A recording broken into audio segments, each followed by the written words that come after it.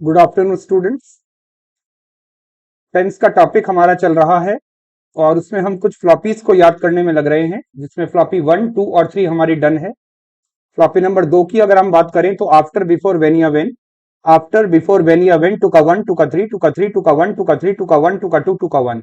Floppy number 3 की बात करें तो इसके साथ 1 का 1, दूसरे छोर पे थर्ड का 1, इसके साथ 2 का 1, दूसरे छोर पे would, should, could, might, must verb की फर्स्ट फॉर्म, इसके साथ सब्जेक्ट में वर गिवन हो तो दूसरे छोर पर would, should, could, might, must verb की फर्स्ट फॉर्म, और अगर इसके साथ 2 का थर्ड गिवन हो तो दूसरे छोर पे would have, should have, could have, might have, must have verb की थर्ड फॉर्म। और अब आगे फ्लॉपी नंबर 4 की ओर। यहां आपके सामने कुछ बातें लिखी हैं, जरा ध्यान से देखो। क्या फ्लॉपी नंबर 2 में आफ्टर बिफोर आया था? से यस और नो। तो जब हमने फ्लॉपी नंबर 2 में आफ्टर को पढ़ा था, आफ्टर या बिफोर को पढ़ा था, तो शायद हमने कुछ ये किया था, इधर हल्का लिखा था, यहां भारी लिखा था। बोलो हाँ या ना। यहाँ 2 का 1, यहाँ 2 का 3, और बिफोर होगा तो इसका उल्टा कर दिया करते थे, यहाँ 2 का 3 और यहाँ 2 का। लेकिन कभी कभी हालात ऐसे हो जाते हैं कि आपको एग्जामिनर आफ्टर के ठीक बाद में डैश दे देता है। मैंने कहा आफ्टर के ठीक बाद में डैश दिख गया, ऐसी जगह पर आपको यहां पे सब्जेक्ट दिया जाता था, लेकिन आफ्टर के ठीक बाद में डैश दिया जाए तो आप सीधे सीधे वर्ब की पहली फॉर्म में आईएनजी जोड़ते हो। दोबारा सुनिए, अगर बिफोर के ठीक बाद में डैश दिया हो तो बेटा ये वाली व्यवस्था इस व्यवस्था से अलहदा है, अलग है। तो इसमें आप वर्ब की पहली फॉर्म में क्या जोड़ देते हो? तो अगर आफ्टर बिफोर ऐसे दिया हो तो 2 का 1, 2 का 3, 2 का 3, 2 का 1 फ्लॉपी नंबर 2 में पड़ा था। और अगर आफ्टर के ठीक बाद में डैश दिखे तो आईएनजी फॉर्म लगाइए, बिफोर के ठीक बाद में डैश दिखे तो आईएनजी फॉर्म लगाइए। एक और एलिमेंट होता है जिसको आप क्या कहते हैं? इस वाइल को हिंदी में कहते आते हैं भाई जबकि। और जब जबकि की बात हो, इसके जस्ट बाद में डैश दिख जाए तो बेटा यही प्रथा चलेगी, वर्ब की पहली फॉर्म में क्या जोड़ना है। कभी कभी ऐसा भी होता है कि वाइल में डैश दिया जाता है लेकिन उससे पहले आपको एक सब्जेक्ट दिया जाता है। मैंने कहा वाइल और डैश के बीच में कार्यकर्ता होता है, तो आपके पास में 3 व्यवस्थाएं होती हैं, या तो पहले का दूसरा आ सकता है, या फिर दूसरे का दूसरा आ सकता है, या फिर तीसरे का दूसरा आ सकता है। तीनों व्यवस्था कब रहती हैं? जब वाइल के बाद में क्या गिवन हो, या तो 1 का 2, या तो 2 का 2, या तो 3 का 2, जिसमें प्रबल संभावना किसके आने की रहती है? इसको 98% केसेस में देखा जाता है वाइल प्लस कार्यकर्ता 2 का 2, लेकिन 1% केस में यह भी आ सकता है और 1% केस में यह भी आ सकता है। मैंने क्या पढ़ाया? अगर आफ्टर के बाद में डैश दिखे तो कौन सी फॉर्म लगाइए, बिफोर के बाद में डैश दिखे तो वर्ब की फर्स्ट फॉर्म प्लस आईएनजी, और वाइल के बाद में डैश दिखे तो भी वर्ब की फर्स्ट फॉर्म प्लस आईएनजी। और वाइल में डैश के पहले कार्यकर्ता हो तो या तो 1 का 2, या तो 2 का 2, या तो 3 का 2। प्रबल संभावना किसकी होगी? 98% केसेस में 2 का 2 आएगा। एक बार दोबारा मौका वारदात पे जाते हैं भाई। यहां आपके सामने कुछ आइटम लिखे हैं, जरा ध्यान से पढ़ो। आफ्टर के बाद में डैश, अब मेरे साथ बोलना शुरू करो। आफ्टर के बाद में डैश वर्ब की पहली फॉर्म प्लस, बिफोर के बाद में डैश वर्ब की पहली फॉर्म प्लस आईएनजी, वाइल के बाद में डैश वर्ब की पहली फॉर्म प्लस आईएनजी।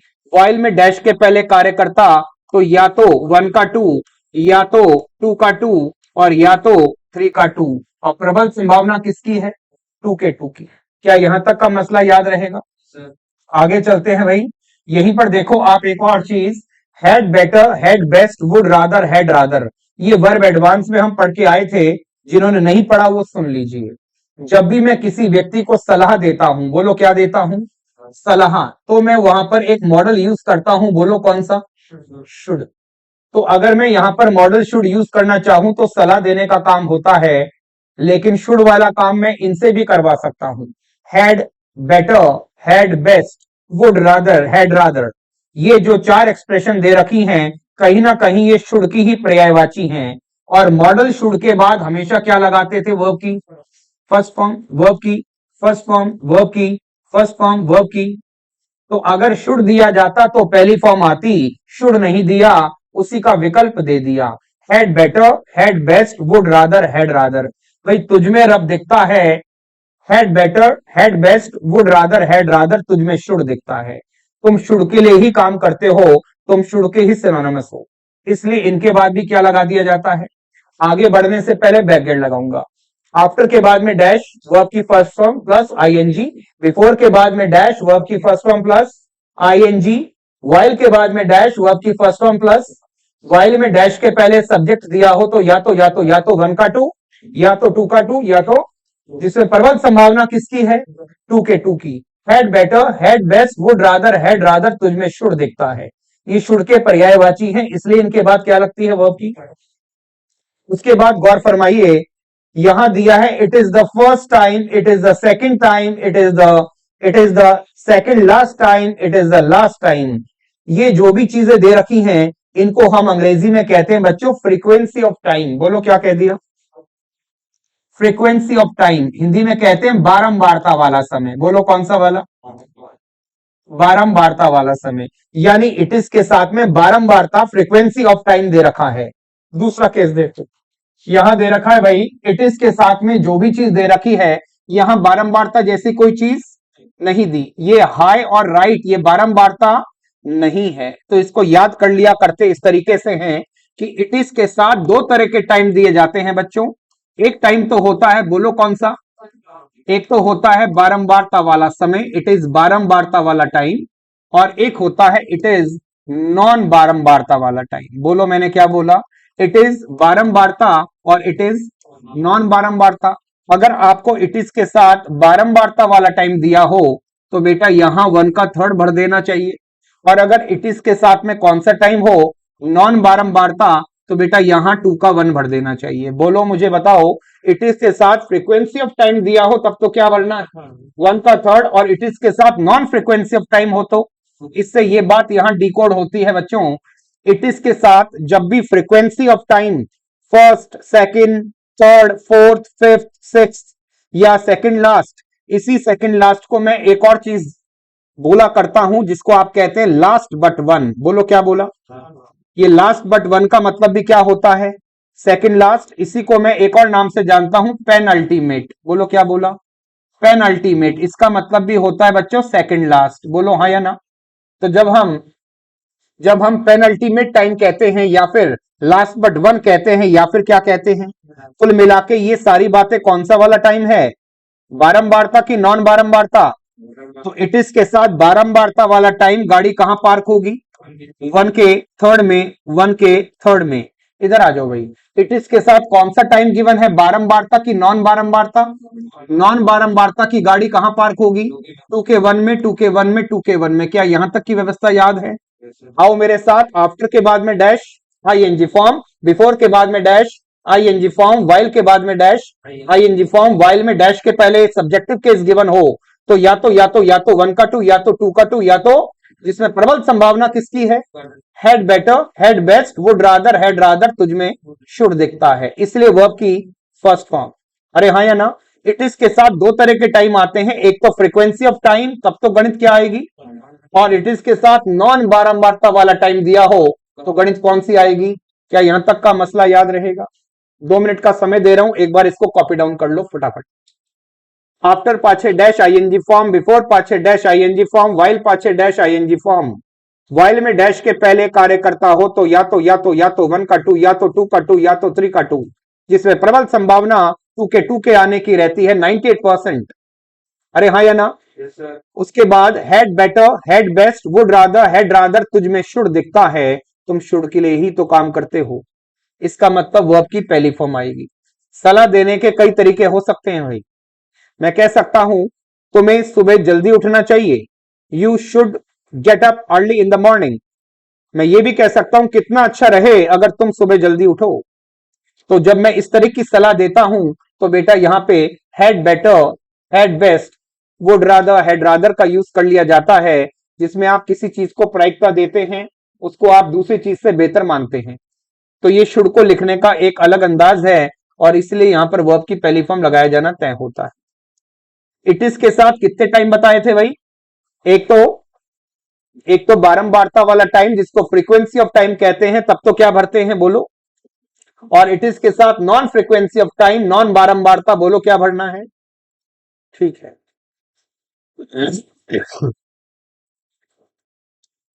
सातों फ्लॉपीज में से सबसे ज्यादा मुश्किल याद करना फ्लॉपी नंबर 4 मानी गई है। यहां से प्रश्नों की जो फ्रीक्वेंसी है वो भी बहुत ज्यादा आती है फ्लॉपी नंबर 4 से।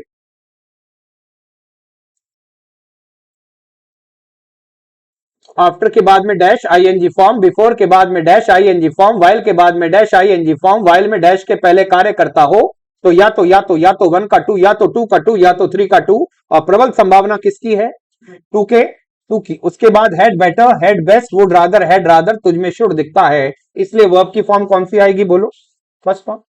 उसके बाद इट इज के साथ दो तरह के टाइम आएंगे, एक तो बारंबारता वाला टाइम तो 1 का 3rd, और नॉन बारंबारता वाला टाइम दूसरे का पहला। और अब आगे अगर ध्यान से देखें तो ये 2 दे रखा है और 2 के बाद वर्ब की फॉर्म कौन सी आती है? इसी को हम वर्ब एडवांस्ड में इन्फिनिटिव के नाम से जानेंगे। बोलो हाँ या ना? इन्फिनिटिव का मीनिंग ही क्या होता है? कौन सा कॉम्बो? 2 के साथ वर्ब की। तो जब जब 2 दिख जाए तब तक वर्ब की फॉर्म क्या लगा देनी चाहिए? इसको कहते हैं इन्फिनिटिव। क्या ये भी 2 दे रखा है? बोलो हाँ या ना? तो इस 2 के बाद में अगर आप वर्ब एडवांस पढ़ के आए हो तो बेटा ये फ्रेज प्रपोजिशन, ये फ्रेज प्रपोजिशन, और अगर फ्रेज प्रपोजिशन दे रखी है तो इसके बाद पहली फॉर्म ना आकर वर्ब की पहली फॉर्म में किसका तड़का? आईएनजी का। वर्ब की पहली फॉर्म में किसका तड़का? आईएनजी का। कारण क्या है भाई साहब? ये फ्रेज प्रपोजिशन है। इसका उल्लेख आपको एडवांस्ड वर्ब टॉपिक में देखने को मिलेगा। जब भी फ्रेज प्रपोजिशन आती है तो इसके बाद में वर्ब की ये फॉर्म आती है। वो अलग बात है कि तब हम इसको किस नाम से पढ़ा देते हैं, लेकिन अभी हम टेंस पढ़ रहे हैं तो हम इसको वर्ब की पहली फॉर्म प्लस आईएनजी बोल रहे हैं। तो बताओ 2 के बाद कौन सी फॉर्म आएगी? First form. लेकिन लुक फॉरवर्ड 2 के बाद फर्स्ट फॉर्म प्लस और with a view to verb की फर्स्ट फॉर्म प्लस आईएनजी। कारण क्या है भाई? फ्रेज प्रपोजिशन है। कौन सी प्रपोजिशन है? ठीक है। अगर मैं यहां से लेकर यहां तक को देखूं प्यारे बच्चों तो ये सारे आइटम हमारे सामने तैयार होते हैं फिक्स प्रपोजिशन। कौन से हैं? Fix preposition. कुछ बातें बिल्कुल फिक्स होती है, उसमें आपकी और मेरी नहीं चल पाती। अगर मैं अंग्रेजी में अच्छा हूं तो I am good in English नहीं बोल पाऊंगा, मुझे क्या बोलना पड़ेगा? I am good at English. चाहे मन कर रहा हो गुड इन बोलने का, लेकिन फिर भी क्या बोलना पड़ेगा?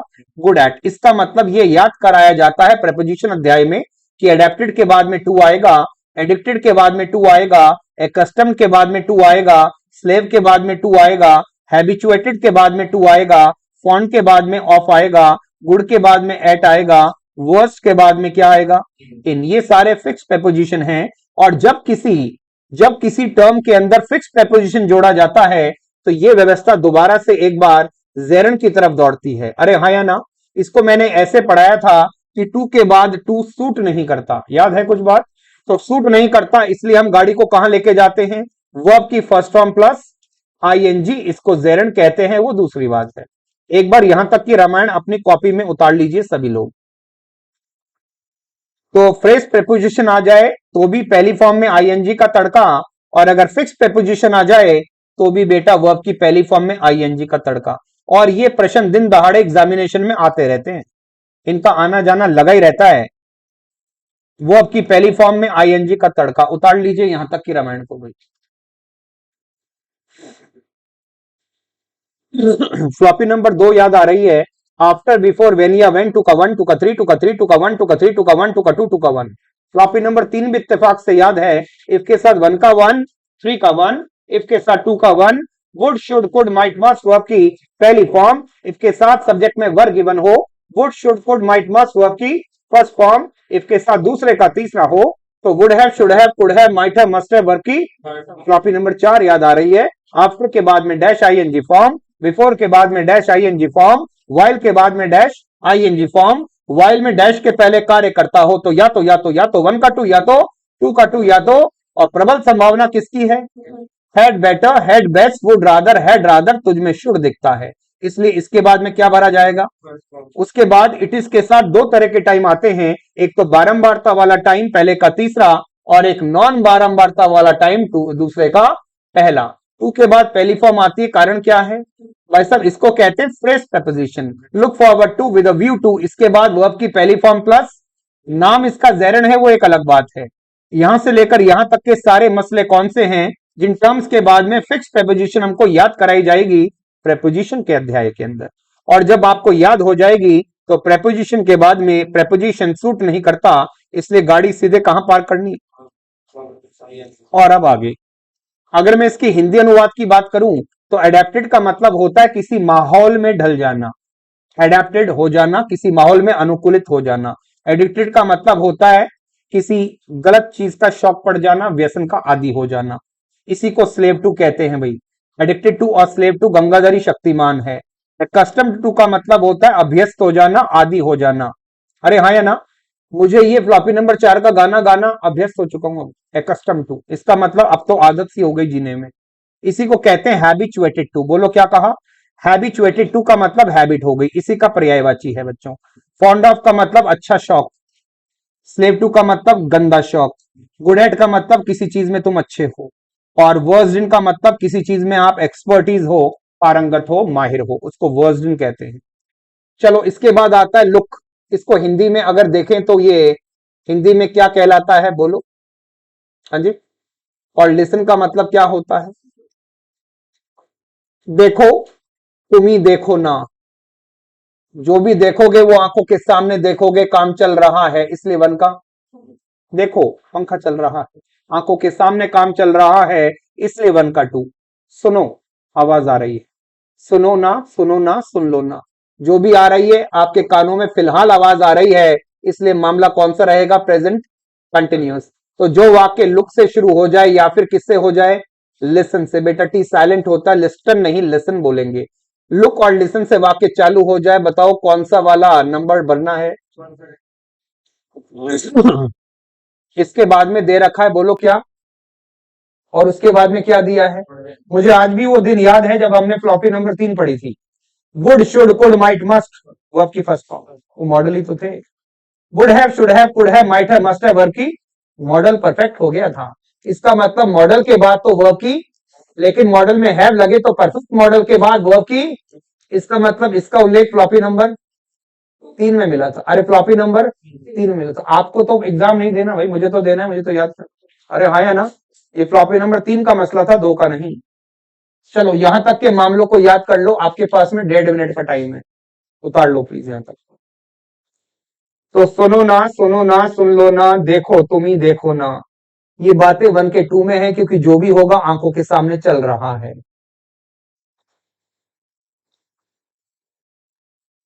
पंखे की आवाज आ रही है, सुन रहा है ना तू। 1 के 2 की बात है।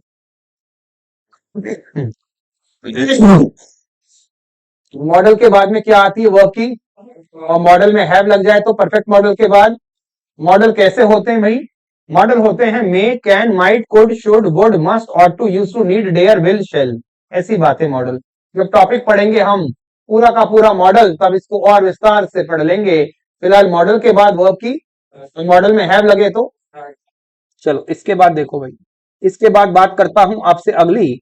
यहां दे रखा है किसी सेंटेंस के बीच में क्या दिया है, आपको बताना चाहूंगा। एंड कौन होता है, एक कंजंक्शन। ऐसे ही अगर सिंस वाक्य के बीच में आ जाए तो ये भी कौन सी भूमिका है, यानी एंड और सिंस वाक्य में कंजंक्शन होते हैं।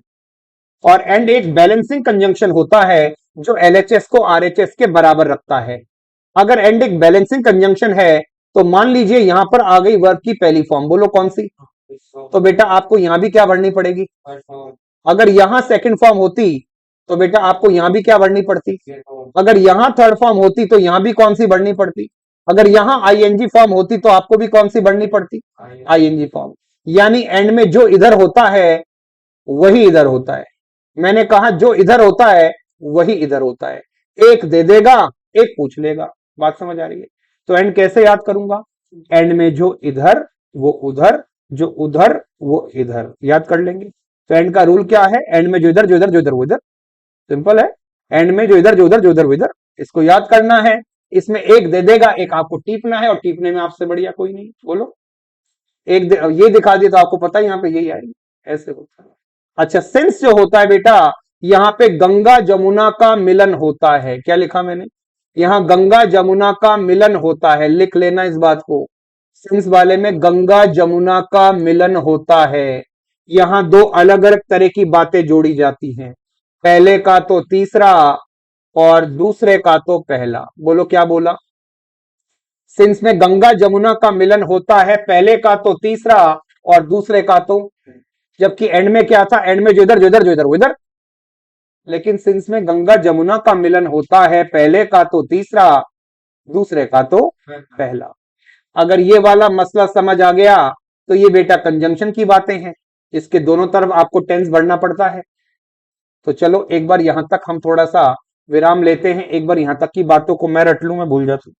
आफ्टर के बाद में डैश आईएनजी फॉर्म, बिफोर के बाद में डैश आईएनजी फॉर्म, वाइल के बाद में डैश, वाइल में डैश के पहले कार्य करता हो तो या तो वन का टू, या तो टू का टू, या तो प्रबल संभावना किसकी है?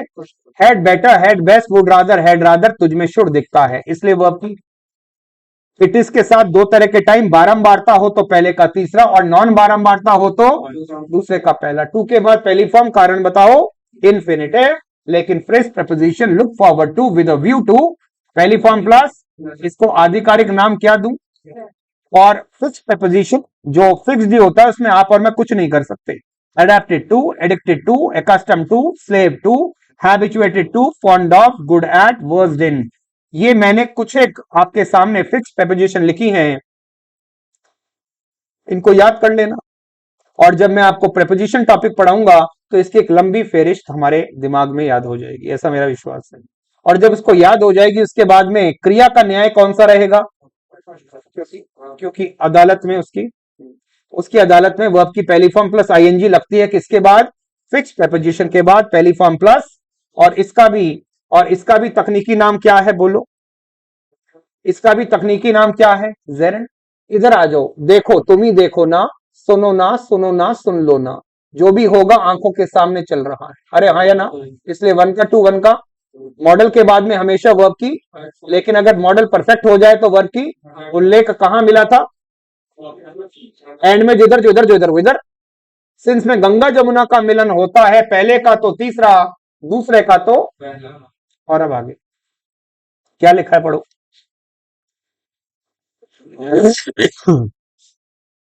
तो एडजेक्टिव हो या एडवर्ब, उसकी तीन डिग्रियां होती हैं। क्या होती हैं भाई?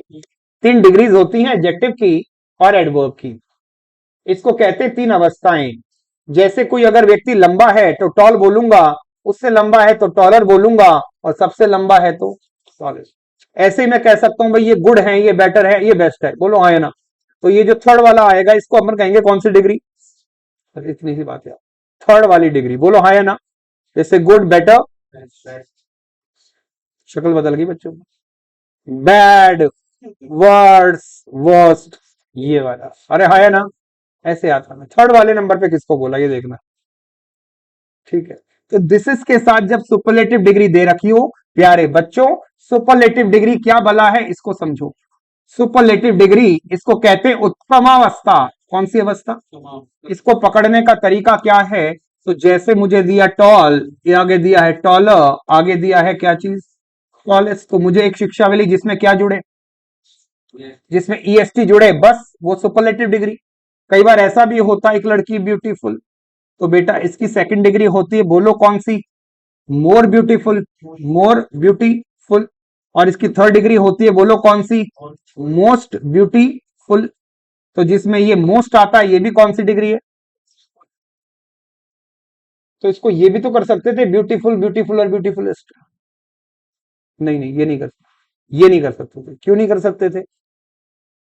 क्यों नहीं, आप बताएं क्यों नहीं कर सकते? बताओ। चलो इसको पढ़ के देखो, ब य ट फ ल। बोलो क्या बोला मैंने? अगर ये बोलने वाली आत्मा या तो चार या चार से ज्यादा हो जाएं तो बेटा मोर, मोर नहीं आता है। क्या आता है? यूजफुल, य स फ ल, more useful, most useful. Honest, more honest, most. Intelligent, more intelligent, most intelligent. बोलो हाँ या ना? ये ऑब्जर्वेशन है, रूल नहीं है कोई। इसमें क्या है? टॉल, टॉलर, इसको ऐसे याद करना है। अरे हाँ या ना? और कुछ बीमारियां ऐसी होती है जिनको याद ही करना पड़ता है, जैसे गुड, गुड, बेटर, बेस्ट। अरे हाँ या ना? आपको पता है? हेलो, आपको पता है यहाँ पे क्या आता है? बोलो, वर्स्ट यहाँ पे क्या आता है बोलो, वर्स्ट यहाँ पे क्या आता है बोलो, बैडमैन। तो कुल मिला के ये हमारी डिग्रीज हो गई। मेरा लेना देना कौन सी डिग्रियों से बेटा, इन वालियों से, इन वालियों से। तो जब आपको क्या दिया हो, the plus superlative degree plus noun, ये जब कॉम्बो तैयार होता है तो ये जगह पहले के थर्ड की तैयार होती है। बोलो क्या बोला, एक बार इसको उतारो, इसको उतार लो, सुपरलेटिव डिग्री में क्या जुड़ा हो, ठीक है।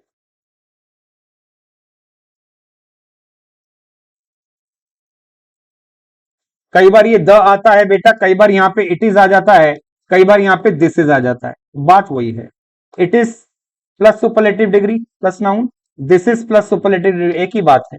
इनके साथ में आपको टेंस कौन सा भरना है बोलो, चलो जैसे मैं बोलूं this is the best book,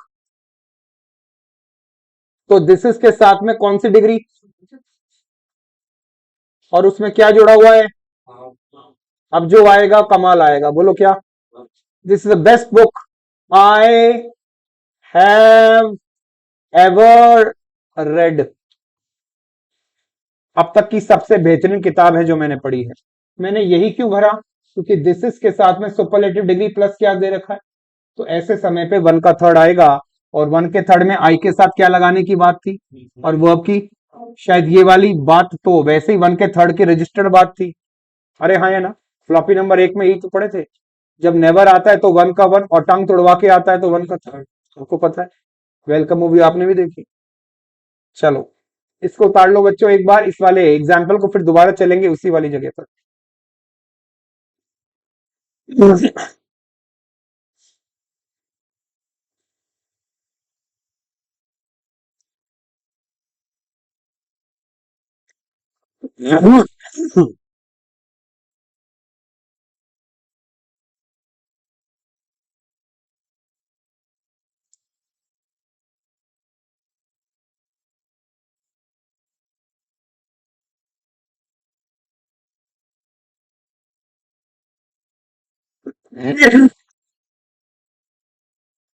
चलो हो गया,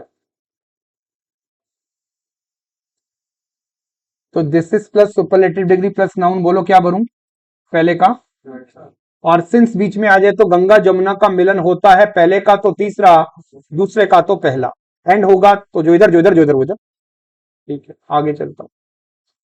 अगर मुझको दे रखा हो एक सेंटेंस में किसके दर्शन हो जाएं, और एग्जामिनर बोले कि वर्ब तो दिया है, अब दोबारा से वर्ब भरो, तो बेटा क्रिया के बाद में जब भी क्रिया आएगी तो वो आईएनजी फॉर्म में आएगी। बोलो क्या कहा मैंने, मैंने कहा क्रिया पाछे क्रिया आईएनजी फॉर्म, वर्ब के बाद में वर्ब हमेशा आईएनजी फॉर्म में आएगा, क्रिया पाछे क्रिया कौन सी फॉर्म, ठीक है।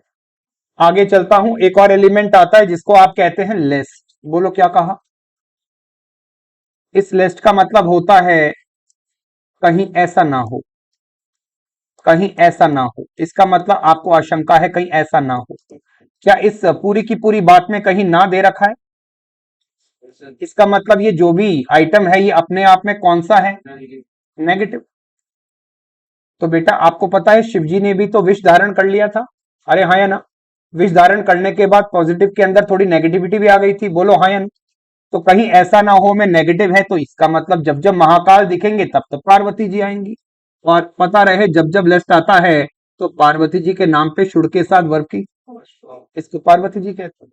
तो जब जब महाकाल आएंगे तब तब पार्वती आएंगी, जब जब लेस्ट आएगा तब तब शुड़ के साथ, इसको रट लो, ऐसे रट लो नहीं तो वैसे दिखेगा।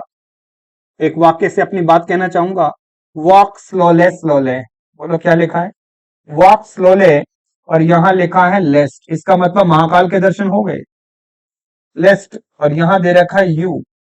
अब यहां पे मुझे लिखना है कहीं तुम गिर ना जाओ, तो आपके सामने दो विकल्प दे रहा हूं बेटा, बताओ कौन सा वाला सही है, शुड फॉल, या दिमाग लगा के बताओ शुड नॉट फॉल, कहीं तुम गिर ना जाओ, आप बताओ, शुड फॉल, कारण बताओ। हाँ जी, अरे जब जब महाकाल आते हैं तब तब पार्वती जी आती हैं, जब जब महाकाल आएंगे तब तब कौन आएंगे, शुड के साथ वर्ब की। हो सकता है एग्जामिनर आपको यहां पर जानबूझकर क्या दे, शुड नॉट और वर्ब की। ये मैंने नहीं पढ़ाया, मैंने शुड के साथ पहली फॉर्म पहचानी है पार्वती जी। जब जब लेस्ट आएगा तब तब शुड के साथ वर्ब की। ये बातें कंजंक्शन में जाके फिर गाना गाऊंगा ये वाली। जब जब महाकाल आएंगे तब तब पार्वती जी आएंगी, जब जब लेस्ट आएगा तब तब शुड के साथ पहली फॉर्म आएगी। इसको एक बार उतार लो बेटा, जब जब महाकाल तब तब पार्वती, जब जब लेस्ट तब तब शुड और पहली फॉर्म। कृपया इसमें शुड नॉट लगाने की गलती मत करना, उत्तर यही आएगा। पढ़ लो, कहीं ऐसा ना हो तुम फेल हो जाओ, ऐसे वाले वाक्य हैं। तो जब जब लेस्ट आएगा तब तब शुड के साथ वर्ब की। ये जीवन की सच्चाई है, यही सत्य है बेटा, सत्य ही शिव है। आगे चलते, तो यहां पे जब जब महाकाल आएंगे तब तब पार्वती जी आएंगी। बोलो हाँ या ना। शुड के साथ वर्ब की।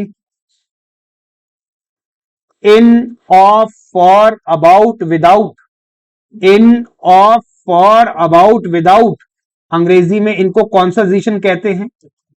जब भी ये प्रेपोजिशन दिख जाएं, पर्टिकुलरली ये वाले इन, ऑफ, फॉर, अबाउट, विदाउट, इसके बाद में डैश दिख जाए तो इसका न्याय आपको पहली फॉर्म प्लस आईएनजी से करना है।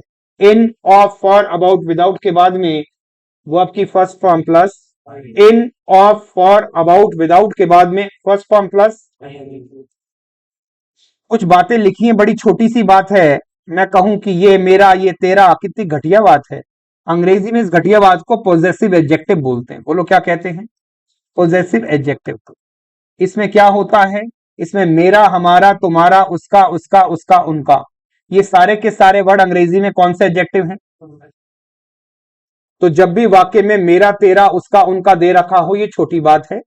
जब भी वाक्य में मेरा, तेरा हो तो याद रखना सब यही रह जाएगा, ऊपर जाती है वर्ब की पहली फॉर्म प्लस आईएनजी। जब भी मेरे तेरे की बात हो तो याद रखना सब यही रह जाना है, ऊपर जाएगी वर्ब की पहली फॉर्म प्लस। याद रखना इन पॉजेसिव एडजेक्टिव के बाद में वर्ब की पहली फॉर्म प्लस आईएनजी आती है। अब उसको ज़ैरन बोलूं या आईएनजी फॉर्म बोलूं, डजंट मैटर। तो ये फ्लॉपी नंबर 4 थी भाई।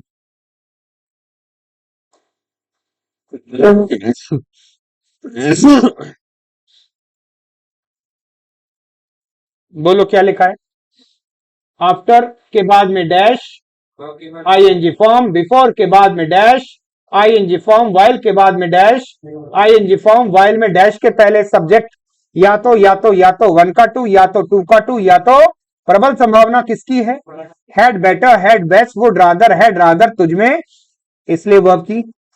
इट इज के साथ दो तरह के टाइम, अगर फ्रीक्वेंसी वाला हो तो पहले का तीसरा, और नॉन फ्रीक्वेंसी हो तो दूसरे का पहला। टू के बाद वर्ब की, कारण क्या है, फ्रेज प्रपोजिशन भाई, phrase preposition. Look forward to और विद अ व्यू टू के बाद, और जब फिक्स प्रपोजिशन दे रखा हो तो वर्ब की पहली फॉर्म प्लस। लुक और लिसन, काम आंखों के सामने या कानों में जा रहा है, सुन रहा है ना तू, वन का टू, वन का टू, गतिशीलता दिखानी है। मॉडल के बाद में वर्ब की पहली फॉर्म, और मॉडल में हैव हो तो वर्ब की एंड में जो इधर जो इधर जो इधर इधर। सिंस में गंगा जमुना का मिलन होता है, पहले का तो तीसरा, दूसरे का तो पहला। This is plus superlative degree plus noun, पहले का तीसरा, और वर्ब के बाद में वर्ब, क्रिया पाछे क्रिया आईएनजी फॉर्म। जब महाकाल दिखते हैं तब तब पार्वती जी आती हैं, शुड के साथ वर्ब की। In, of, for, about, without, सारे कॉन्सेजिशन। इमीडिएट बाद में वर्ब की पहली फॉर्म प्लस, मेरा, तेरा, उसका, उनका, उसका, उसका, उसका, सब यही रह जाना है, ऊपर जाएगी वर्ब की पहली फॉर्म प्लस। याद रखिएगा इसको। यहां हमारी फ्लॉपी नंबर 4 जो है वो समाप्ति की ओर आती है। एक बार इसको अच्छे से रट लो, उसके बाद अपनी नोटबुक्स में उतार लीजिए।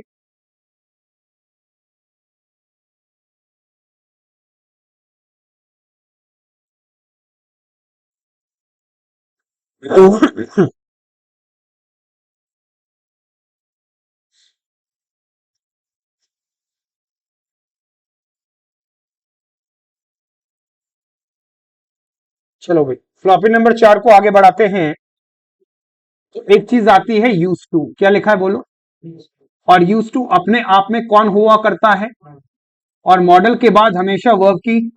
अगर मैं एक वाक्य लिखता हूं, आई यूज टू और यहां दे रखा है मुझे स्मोक। अब मुझे बताओ बेटा, मॉडल के बाद वर्ब की फॉर्म कौन सी आती है? वर्ब की फर्स्ट फॉर्म, और जो विद इन ब्रैकेट्स फॉर्म दी जाती है ये भी कौन सी होती है? इसका मतलब इसका उत्तर क्या आ जाना चाहिए? आई यूज टू स्मोक, इसका मतलब मैं धूम्रपान किया करता था। ये पास्ट हैबिट दिखाने वाला मॉडल आ रहा है। फिलहाल है क्या ये आत्मा? मॉडल। एक और वाक्य देखो बेटा, आई एम यूज टू और यहां दे रखा, बोलो क्या है?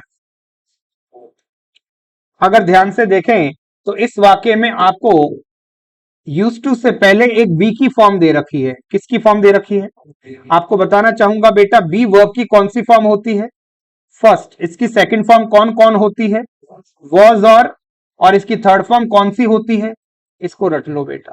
पहली फॉर्म बी होती है, सेकंड फॉर्म वॉज वर होती है और थर्ड फॉर्म बीन होती है। अगर मैं इस बी की बात करूं तो ये बेस फॉर्म होती है। इसके खाने वाले दांत कौन कौन होते हैं? एम आर और क्या इसी को श्रीमती बोले थे कभी? तो याद रखना, ये बी के ही दिखाने वाले दांत ये रहे, और खाने वाले दांत कौन से हैं भाई? है तो फॉर्म कौन सी? फर्स्ट। ये बेस फॉर्म है, इसी से ये जनरेट हुई तो ये फर्स्ट फॉर्म हो गई, ये सेकंड, और ये क्या है? अब मुझे बताओ क्या ये जो एम आ रहा है कहीं ना कहीं ये बी की ही तो फॉर्म है? तो याद रखो बच्चों, जब भी कभी आपको मॉडल दिया जाए, बोलो क्या चीज? कौन सा वाला मॉडल? अगर ये मॉडल है तो वर्ब की फॉर्म कौन सी भरनी है? लेकिन कभी कभी इसी यूज टू से पहले देने वाला कौन सी फॉर्म देता है? कभी इज़ारम दे देगा, कभी वॉज वर दे देगा, और उसके बाद में क्या देगा? तो बेटा अब की बार ये मॉडल नहीं, मॉडल नहीं, अब की बार ये एडजेक्टिव है। और अगर ये एडजेक्टिव आ रहा है तो यहां वर्ब की पहली फॉर्म में किसका तड़का? अंग अंग फड़का। बेटा लिख लो इसको। यूज टू के बाद में पहली फॉर्म क्योंकि मॉडल है, और बी यूज टू के बाद आईएनजी फॉर्म। ध्यान से देखो, यूज टू के पहले क्या दे रखा बच्चों को? हाँ जी, क्या दे रखा, पढ़ो। और क्या ये बी की फॉर्म है क्या? यानी बी के साथ यूज टू आ रहा है, तो बेटा यहां पे जो चीज आनी चाहिए वो क्या है? स्मोकिंग। कृपया इसको मॉडल ना बोलें, इसको आप एडजेक्टिव की तरह से लेंगे, जबकि ये एक मॉडल था क्योंकि यहां बी की कोई फॉर्म नहीं थी। इस एस्पेक्ट को देख लो बेटा। इस क्वेश्चन ने भी कई घर बर्बाद करे हैं, कईयों को नौकरी से वंचित कर दिया इस चीज ने। याद रखना, यूज टू के बाद में वर्ब की पहली फॉर्म आती है, लेकिन बी यूज टू के बाद में वर्ब की पहली फॉर्म प्लस आईएनजी आता है।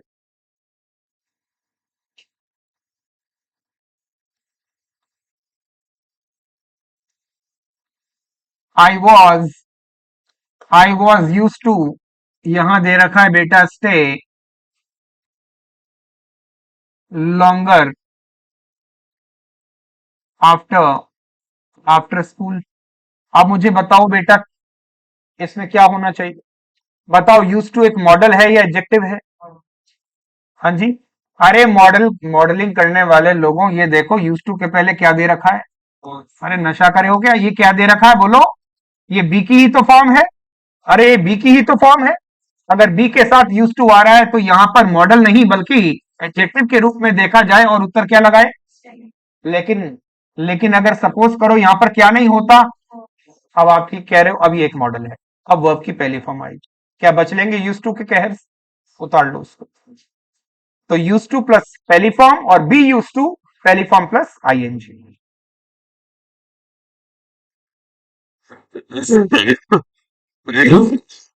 ये जोन ऑफ कॉशन है, सावधानी हटी दुर्घटना घटी।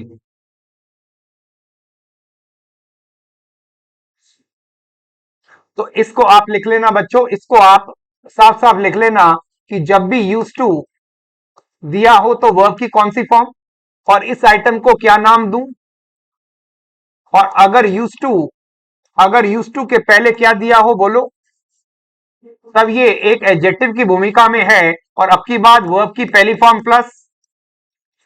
कृपया इसको स्पष्ट लिख लेना, यहां कोई कंफ्यूजन ना रह जाए। यहां से बड़े सुंदर सुंदर धोखेबाज प्रश्न निकलते हैं भाई, ना धोखे। तो हमारी फ्लॉपी नंबर 4 ही आगे चल रही है। इसमें हमने यूज टू और बी यूज टू के बारे में डिफरेंस पढ़ा। और कमाल की बात है, ये मैंने आपको वर्ब एडवांस टॉपिक में नहीं पढ़ाया होगा, मुझे आज भी याद है, ये अपना रह गया था उस टाइम, हाँ या ना। मुंडी लाने से पहले एक बार नोट्स देख लेना पूरे, सारी बात पढ़ाता हूँ, रिवाइज कर लेना प्यारे बच्चों, पढ़ना है हमको, है ना। आगे चलो, एक और चीज आती है जिंदगी को आबाद करने के लिए, उसको कहते हैं काल्पनिक उड़ान। कौन सी उड़ान?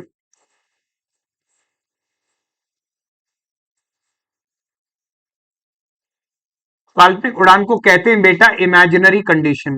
बोलो कौन सी? अच्छा, यहाँ पे क्या आएगा एक बार बताओ स्पेलिंग टेस्ट में, ऐसे ही पूछ रहा हूँ।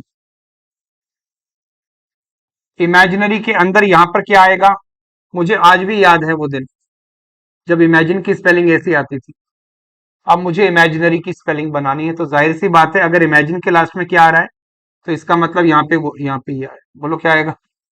Imaginary condition. ये कैसी होती है, आओ मैं आपको बताता हूँ। इसको उठवा दो पहले, इसको ऊपर ले जाओ। क्या होती है ध्यान से देखो। शुरुआत में दिया होता है आई विश, आगे एक वाक्य दिया होता है, कई बार दिया होता है वुड दैट, फिर एक वाक्य चल रहा होता है, फिर दिया होता है इफ ओनली,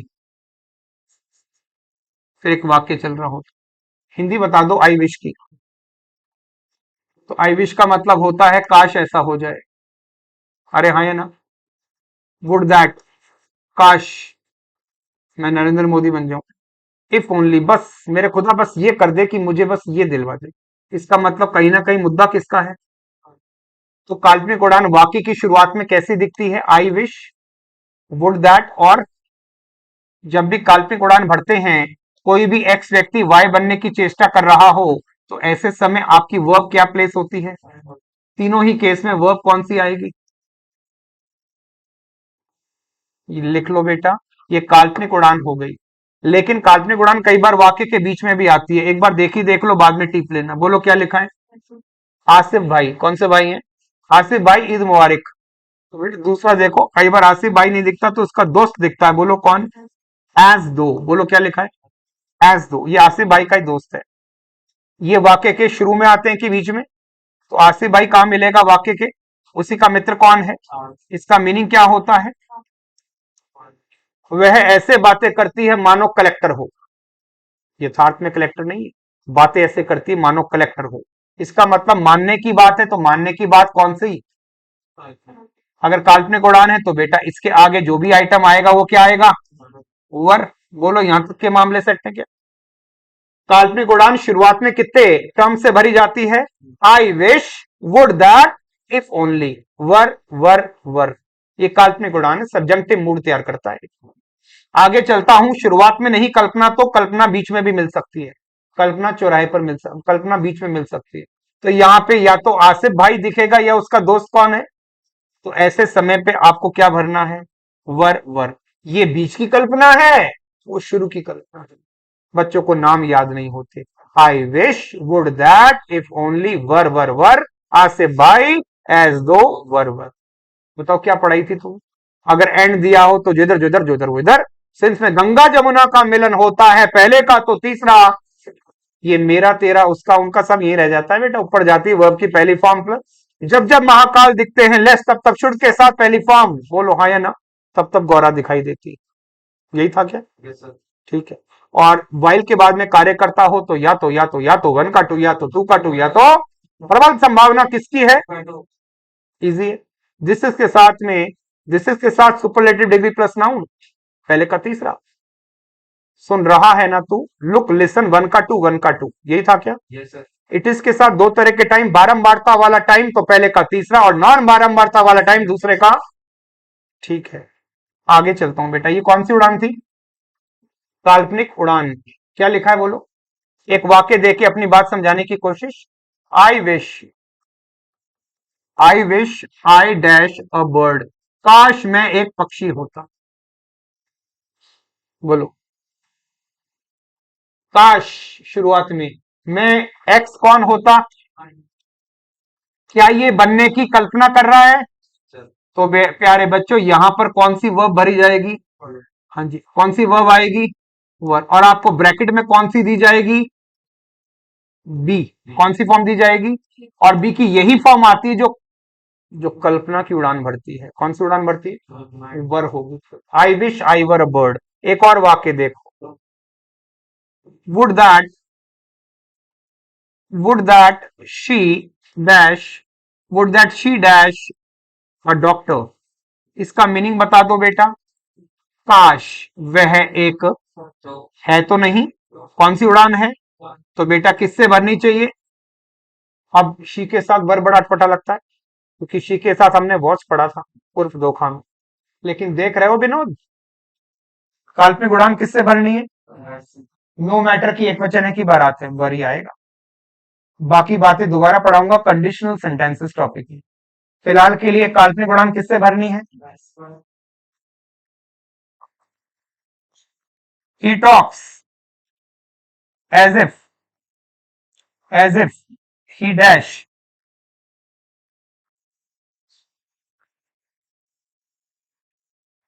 रजनीकांत। वह ऐसे बातें करता है मानो कौन हो। कौन सा भाई दिख रहा है? एक्स व्यक्ति क्या बनने की कल्पना कर रहा है। तो बेटा क्या भरना है? कोई डाउट तो नहीं? रुको जरा, सब्र करो।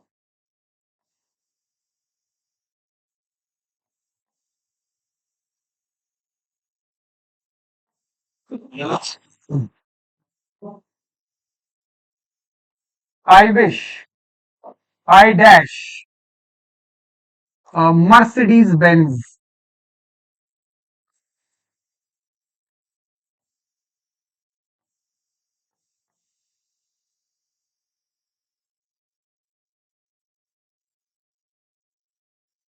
काश काश मैं मर्सिडीज बेंज होता। नहीं नहीं, गलत बोल दिया। काश मेरे पास मर्सिडीज बेंज होती। अरे हाँ या ना? तो ये भी काल्पनिक उड़ान है। क्या कोई एक्स व्यक्ति वाई चीज बनना चाह रहा है, या ये कह रहा है कि एक्स के पास में कोई चीज होती? कहीं होने को आप पोजेशन तो नहीं कहते? क्या इसमें एक्स व्यक्ति वाई बनने की चेष्टा कर रहा है? काश मैं मर्सिडीज बेंज होता। नहीं, काश मेरे पास मर्सिडीज बेंज होती। अरे हाँ या ना? ठीक है। अगर मैं कहूं काश मैं नरेंद्र मोदी होता, तब तो क्या था? वर। लेकिन मैं कहूं काश मेरे पास कोहिनूर हीरा, तो काश मैं कोहिनूर हीरा होता, ऐसे नहीं, काश मेरे पास होता। तो बेटा पोजेशन की वर्ब कौन सी होती है? तो फिर इसकी सेकंड फॉर्म लगा देते। अब क्या लगना है? लेकिन बच्चे नशेड़ी होते हैं, वो रट के जाते हैं, आई विश दिखेगा वर भर दो। पहले देखो तो सही। वो काल्पनिक उड़ान एक्स वाई बनने की चेष्टा कर रहा है तो आता है वर तो। लेकिन काश मेरे पे ये होता, काश मेरे पे ये होता, पोजीशन काली, तो फिर आप हैव की सेकंड फॉर्म भरोगे। तो थोड़े से अपने स्टाइल बदलो। Check. I wish I had Mercedes Benz. काश मेरे पे काश मेरे पास मर्सिडीज बेंज होती, ये काल्पनिक उड़ान है पोजीशन को दिखाने वाली। इसमें वर नहीं आएगा। बच्चे कहते हैं सर आई विश आया था, वर था ही नहीं। सर बताऊं आपको, वर ही नहीं था उसमें, तो हैड होगा, पोजीशन की बात होगी।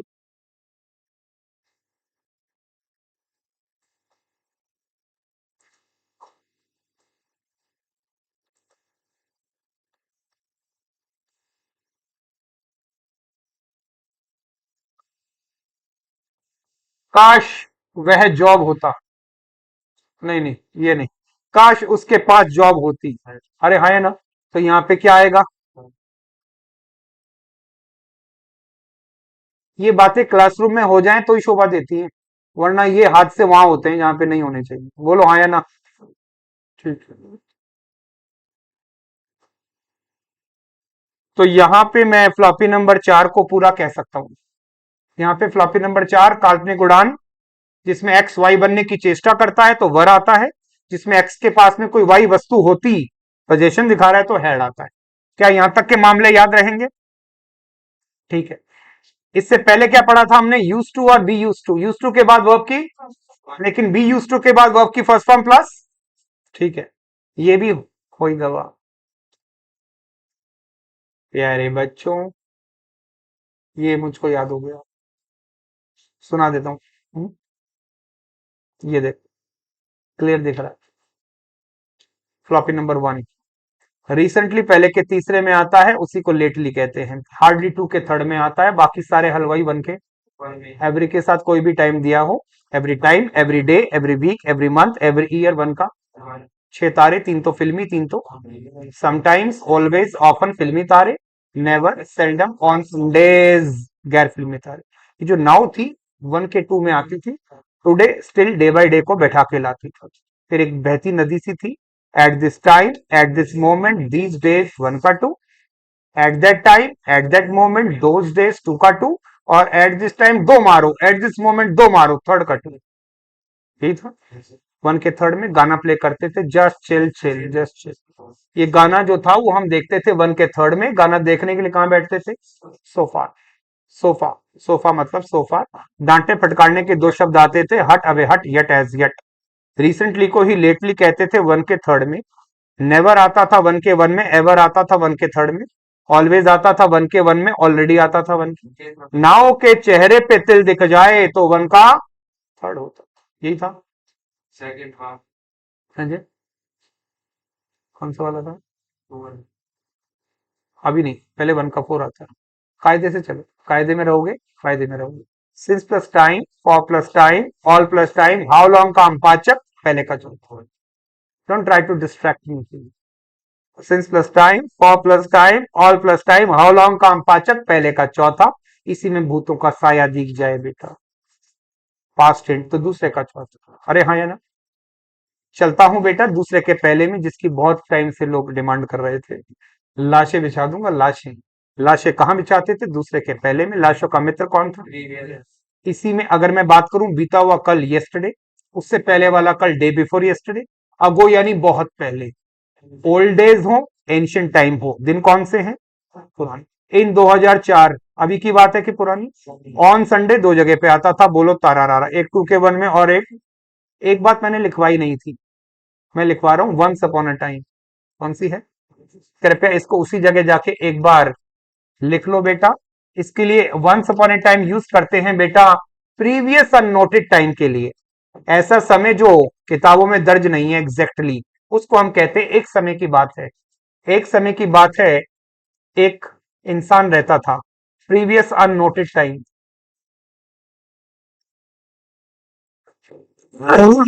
टाइम कब का है? तो जब आप छोटी क्लासेस में थे तो कहानियां लिखा करते थे, हाँ या ना? आज तो खुद ही कहानी बन रही है आप तो। ये उस दिन की बात है जब आप कहानियां लिखा करते थे। एक समय की बात है, एक कुत्ता था, कुत्ता बड़ा लालची था। तो once upon a time there was a dog, the dog was very greedy. ये भी कौन से वाक्य के हिंट है? क्योंकि मामला कौन सा है? ठीक है, उसके बाद मैं 2 के 2 में जाऊंगा, क्योंकि सास भी कभी, चाच भी कभी, और नाव भी कभी। नाउ 1 का 2, इसलिए देन 2 का 2। फिर बाकी नदी से बह के आती थी 3 बातें, at that time, at that moment, those days. 2 के थर्ड पे जाऊंगा तो हार्डली तो आता ही आता था, और बाय के साथ 2 के थर्ड में since plus time, for plus time, all plus time, how long का अंपाचक चिन्ह स्वामी, और साथ में पास्ट हिंट दूसरे का चौथा। फ्यूचर टेंस लाशों की जगह लेता था नेक्स्ट, उनका मित्र टुमारो, डे आफ्टर टुमारो, इन 2050। ये सारी बातें कब की हैं? ऑन संडे 2 जगह आता था, 3 के 1 में, और ऑन संडेज 1 के 1 के गैर फिल्मी तारों में अंतिम बार। यही था। थर्ड के 2 में नदी से याद किया था, एट दिस टाइम 2 मारो, एट दिस मोमेंट 2 मारो। बाय के साथ बीता हुआ समय, दूसरे का तीसरा। बाय के साथ आने वाला समय, तीसरे का तीसरा। बाय के साथ आने वाला समय, थर्ड का थर्ड, उसी में सिंस पर हो तो थर्ड का। फ्लॉपी नंबर 2 याद है मुझे, आफ्टर, बिफोर, वेन या वेन। 2 का 1, 2 का 3, 2 का 3, 2 का 1, 2 का 3, 2 का 1, 2 का 2, 2 का 1। यही थी। फ्लॉपी नंबर 3 याद है मुझे, इसके साथ 1 का 1, 3 का 1, इसके साथ 2 का 1, would should could might must verb की, इसके साथ सब्जेक्ट में verb, would should could might must verb की, इसके साथ 2 का third, would have, should have, could have, might have, must have verb की। फ्लॉपी नंबर 4 याद है मुझे, आफ्टर के बाद में डैश आईएनजी फॉर्म, बिफोर के बाद में डैश आईएनजी फॉर्म, वाइल के बाद में डैश, वाइल में डैश के पहले कार्य करता हो तो या तो वन का टू, या तो टू का टू, या तो प्रबल संभावना। तुझ में रब दिखता है, had better, had best, would rather, had rather, तुझ में, इसलिए वर्ब की। इट इज के साथ दो तरह के टाइम, बारंबारता हो तो पहले का तीसरा, और नॉन बारंबारता हो तो दूसरे का। टू के बाद पहली फॉर्म कारण, और phrase preposition look forward to with a view to के बाद पहली फॉर्म प्लस तकनीकी नाम। यहां पे आपको दे रखा है बच्चों फिक्स preposition, इसके बाद आईएनजी फॉर्म तकनीकी नाम। पेरेंट देखो सुनो, आवाज आ रही है, काम चल रहा है, चल लिया नहीं चल लिया?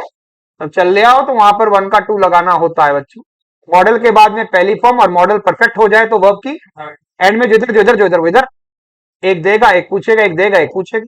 सिंस में गंगा जमुना का मिलन होता है, पहले का तो तीसरा, दूसरे का तो पहला। This is plus superlative degree plus noun, टिंग टोंग, पहले का तीसरा। क्रिया पाछे क्रिया, जब जब महाकाल दिखे तब तब पार्वती, शुड के साथ पहली फॉर्म।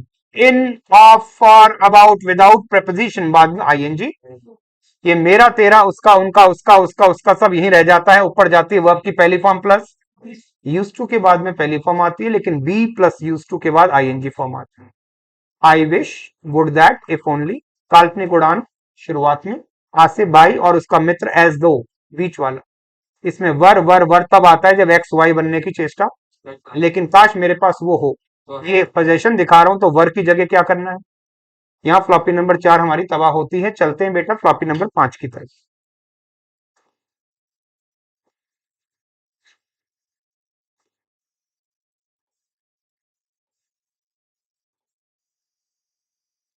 फ्लॉपी नंबर 5,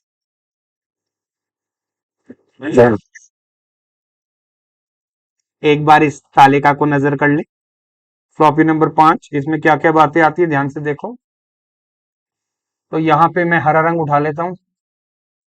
अब देखो बेटा, यूनिवर्सल ट्रूथ, इसका मतलब सार्वभौमिक सत्य, वो बातें जो अकाट्य सत्य हैं, ऐसी बातें जो न केवल हमारे देश में अपितु विश्व के हर देश में यही साबित रहती हैं, सत्य ही रहती हैं, इसमें कोई चैलेंज वाली बात ही नहीं है।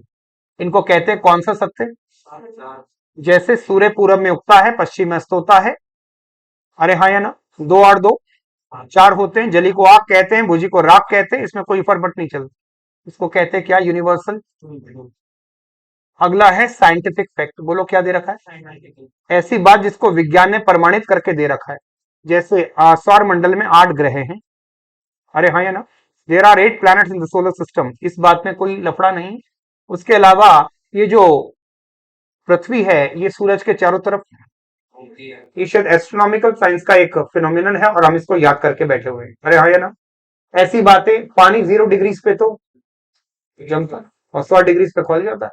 इसमें लाल पे वो लाल पे कुछ डालोगे नीला लिटमस हो जाएगा, नीले पे डालोगे लाल हो जाएगा। बस ऐसे बदलते रहो, खेल चलता रहता है, यही तो है विज्ञान। उसके बाद आगे चलो, हैबिचुअल फैक्ट, इसका मतलब आदतन तथ्य। आदत क्या होती है? जैसे जैसे गाय रंभाती है, जैसे चिड़िया चहचहाती है, जैसे घोड़े हिनहिनाते हैं और हाथी चिंगाड़ते हैं। अध्यापक तो पढ़ाता है। अरे हाँ है ना? हैबिट की बात। और बच्चे कितने ही पढ़ा दो और ढाक के 3 बार पढ़ते नहीं। हैबिचुअल फैक्ट है, बोलो क्या है? ठीक है, अगला देखो बेटा, रूटीन। रूटीन क्या होता है? दिनचर्या। इसका मतलब चर्या कब की है? ये रात की भी हो सकती है। तो कितने दिन की होती है? पहली बात ये, इसकी कोई अवधि नहीं होती, छोटी भी हो सकती है और मोटी भी हो सकती है। ध्यान से समझो, अगर मैं वर्ष में एक बार दिल्ली जाता हूं तो मेरी दिनचर्या एक बार की है। पूरे वर्ष में एक बार दिल्ली जाना होता है। अरे हाँ या ना? मैं एक महीने में 3 बार दिल्ली जाता हूं, ये मेरी दिनचर्या है। तो रूटीन का कोई मियाद सेट नहीं होती, अक्सर ये डेली होती है, लेकिन छोटी बड़ी हो सकती है, इसमें आप कुछ नहीं कर सकते मेरा। तो ये होते हैं दिनचर्या। बोलो क्या है? मैं बोलूं कि भाई राज दिन में 3 बीड़ी पीता है, बताओ उसका रूटीन नहीं हुआ? बोलो हाँ। वो रोज 2 बजे आपको कॉलेज के बाहर दिखता है, ये उसका रूटीन था, ये होता है। अगला क्या है बोलो? नियम। नियम ये होता है कि त्रिभुज ट्राइंगल के तीनों कोणों का योग 180 डिग्रीज होता है। अरे हाँ है ना? उसमें ये भी होता है H square is equal to P square plus B square. हाँ जी, कर्ण स्क्वायर बराबर लंब स्क्वायर प्लस आधार स्क्वायर। पाइथागोरस प्रमेय। पाइथागोरस थ्योरम की स्पेलिंग बता दो इसी बात पे। हाँ, एक बार थ्योरम की स्पेलिंग, THE। इतनी बात तो मैं भी करूंगा आपके साथ। अब बताओ, RAM राम, RUM रम, और आर्यम रेम, तो आपको पता है असली शब्द कौन सा है? गंदी बात, पढ़ने आते हैं यहाँ पे, तो यहाँ पे क्या आएगा बोलो? R E M. ये होती है थ्योरम की स्पेलिंग, क्या होती है? प्रमेय। मैथमेटिकल बातें हैं, क्या है ये? ठीक है, ठीक है। तो थ्योरम जो भी होती है उसको ऐसे देखा जाता है, जब भी नाम किसका आता है बोलो, तो आपको पता होगा एट एमजीआई, नाम तो सुना होगा जी। मैथ्स का पर्याय है एमजीआई। क्या है? मैथ्स का पर्याय है। आप लोग अभी नए हो, नहीं जानते, जो पुराने विद्यार्थी जानते हैं। अगर मैथ्स में किसी को कोई भी छोटी मोटी बड़ी प्रॉब्लम हो, उसकी वजह से गाड़ी अटक रही हो, तो एक ही नाम होता है। नाम कौन सा है? ठीक है, मैं बहुत कम लोगों के लिए अनुशंसा करता हूं, एक और इकलौता नाम कौन सा है?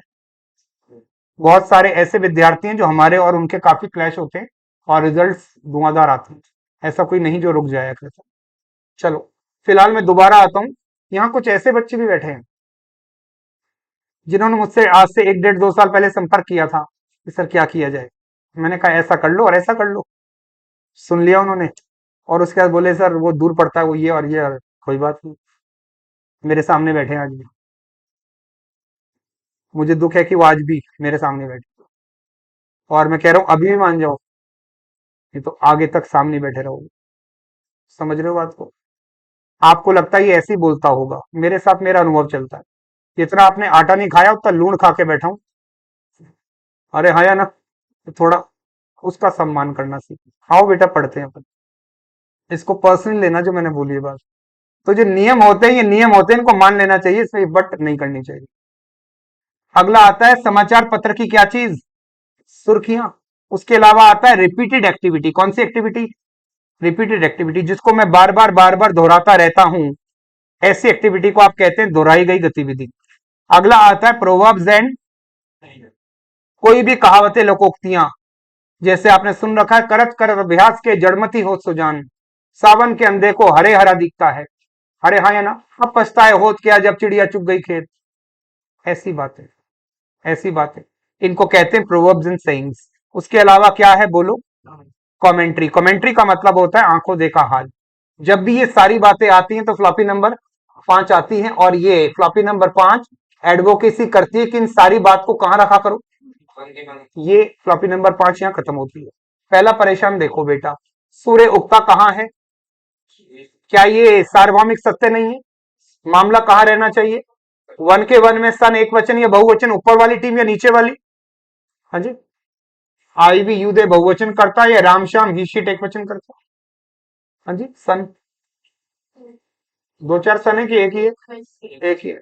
तो एक वचन के साथ क्रिया में एस ई एस लगाना पड़ता है। बोलो हाँ या ना? ये उत्तर हो गया। ये जो पानी है, क्या ये इतने डिग्री पे उबल जाता है? ये बात क्या है? वैज्ञानिक प्रमाणित तथ्य। बोलो हाँ या ना? तो यहां पर मैं इसको, वाटर कैसा नाउन होता है? अनकाउंटेबल को हमेशा कैसा मानते हैं? सिंगुलर के साथ बॉयल या बॉयल्स। आदत देखो, ये जो होते हैं ये अजनबियों पर क्या करते हैं? बिल्कुल, रात के समय आप निकलो तो छोड़ के आते हैं गली के नुक्कड़ पे। हमने तो कई बार शिकायत कही है लेकिन सुनवाई नहीं हो रही। आ जाओ। तो जब यहाँ पर जब भी आप इनको देखोगे तो आपको ये ऐसे ही करते दिखेंगे। अब तो इनकी आदत है, आदत है तो एक है बारात, आई वी यू दे बहुवचन कर्ता के साथ क्रिया में एस ई एस नहीं लगता तो बाक आएगा। रानी जो है वो मंदिर जाती है, कहाँ जाती है? मिंदर। कहाँ जाती है? मिंदर, और रोजाना जाती है, रोज डेली। तो आप देखो, रानी जो मंदिर जाती है, क्या ये उसका रूटीन नहीं है? बोलो हाँ या ना? अगर रूटीन है तो मामला कहां सेट होना चाहिए? वन के वन में। इसका मतलब रानी, रानी गोज टू टेम्पल डेली। अगला देखो, शतरंज के खेल में एक खिलाड़ी को एक बारी मिलती है एक बार में। एक बार में आप एक बारी चल सकते हो, फिर मेरी बारी आएगी, मैं एक चल लूंगा फिर आपकी आएगी। क्या ये रूल है?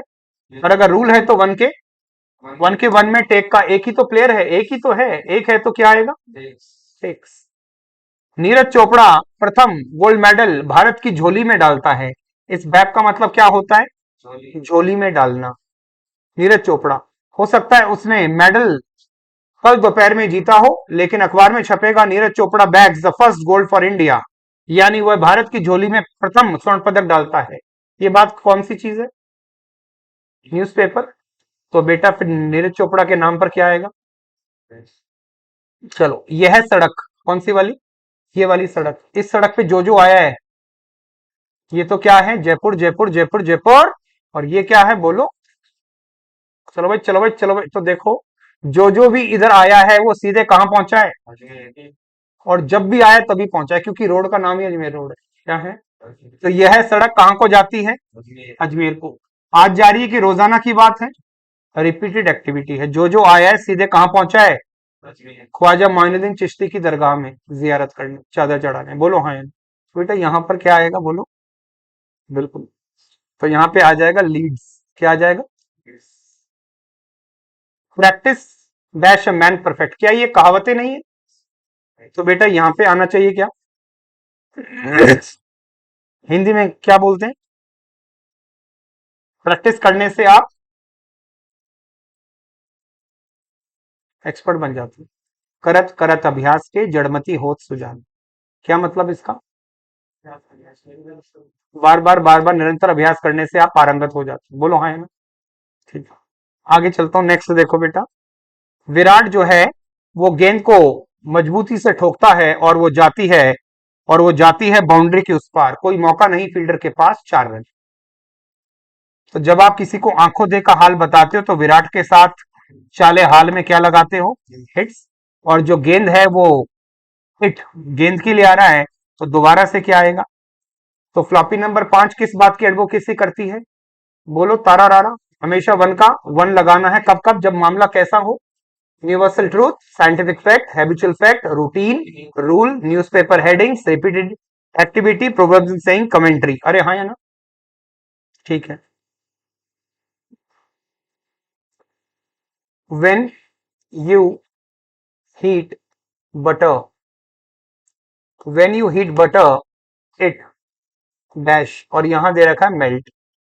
एक बार बताओ कि जब भी कभी आपसे बटर गर्म हुआ है तो क्या वो पिघला है? अगर बटर होगा तो पिघलेगा। ये बात वैज्ञानिक तथ्य है, प्रमाणिक तथ्य है। तो इसमें कोई चिंता की विषय नहीं। बोलो क्या आना चाहिए? और इट के साथ वन के वन में क्या आ जाना चाहिए? कोई बोले ये कैसे हो सकता है सर? लाहौल बिला कुव्वत इल्ला बिल्ला। तो होगा भाई, इसमें क्या दिक्कत है?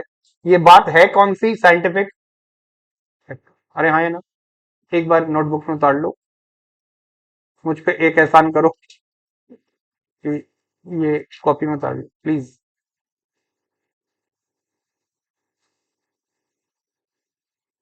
मैंने इतना कुछ बोर्ड पे लिख दिया, आप लोग लिखते नहीं हो, बटेर की तरह देखते रहते हो। ऐसे करके पढ़ो, आगे निकलना है अपने को बहुत। एडवाइस को गंभीरता से लिया था।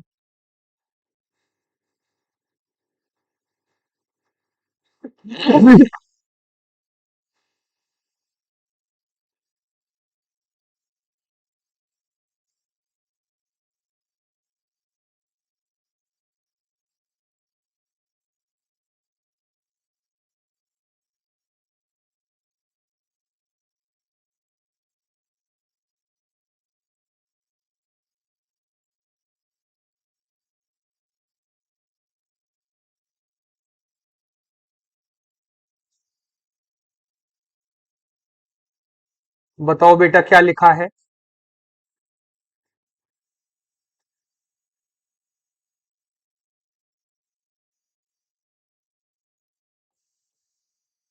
कट या कट? हीरे को। ये बात क्या है? एक कहावत है।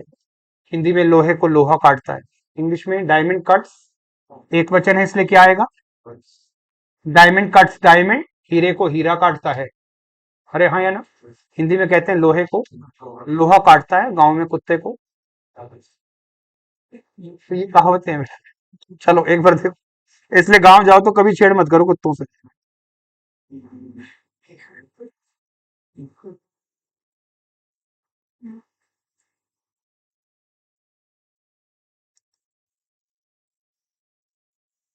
चलो बेटा, हमारा जो अध्याय चल रहा है वो फ्लॉपी नंबर कौन सा है? तो अब तो ये पुरानी बात होगी, वंस अपॉन अ टाइम। हाँ है ना? ठीक है। तो इसमें केवल और केवल एक ही आपको शास्त्र फॉलो करना है, वन का। वन के वन का रूल क्या था? आज भी याद है, घमंड नहीं किया। आई वी यू दे बहुवचन करता पहली team, Ram Shyam he she it एक वचन करता दूसरी टीम। दोनों में लाडू वाडू नहीं आते थे वर्ब की पहली फॉर्म। ऊपर वाली टीम होती तो एस सी एस नहीं लगता था, सेकंड वाली टीम में S C S.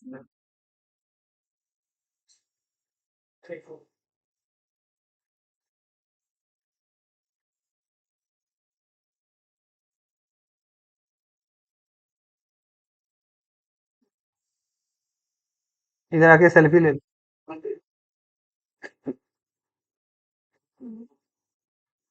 Yes, every dog has a day. हाँ, ये कहावत है बेटा इस every dog has a day का मीनिंग होता है कि अपॉर्चुनिटी एक दिन आपका दरवाजा जरूर खटखटाएगी।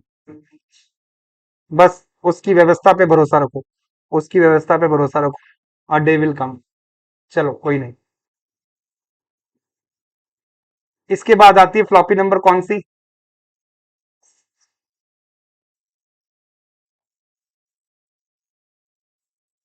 एक बार फोटो फोटो ले लो थोड़ी। फ्लॉपी नंबर 6 की फोटो ले लो बेटा।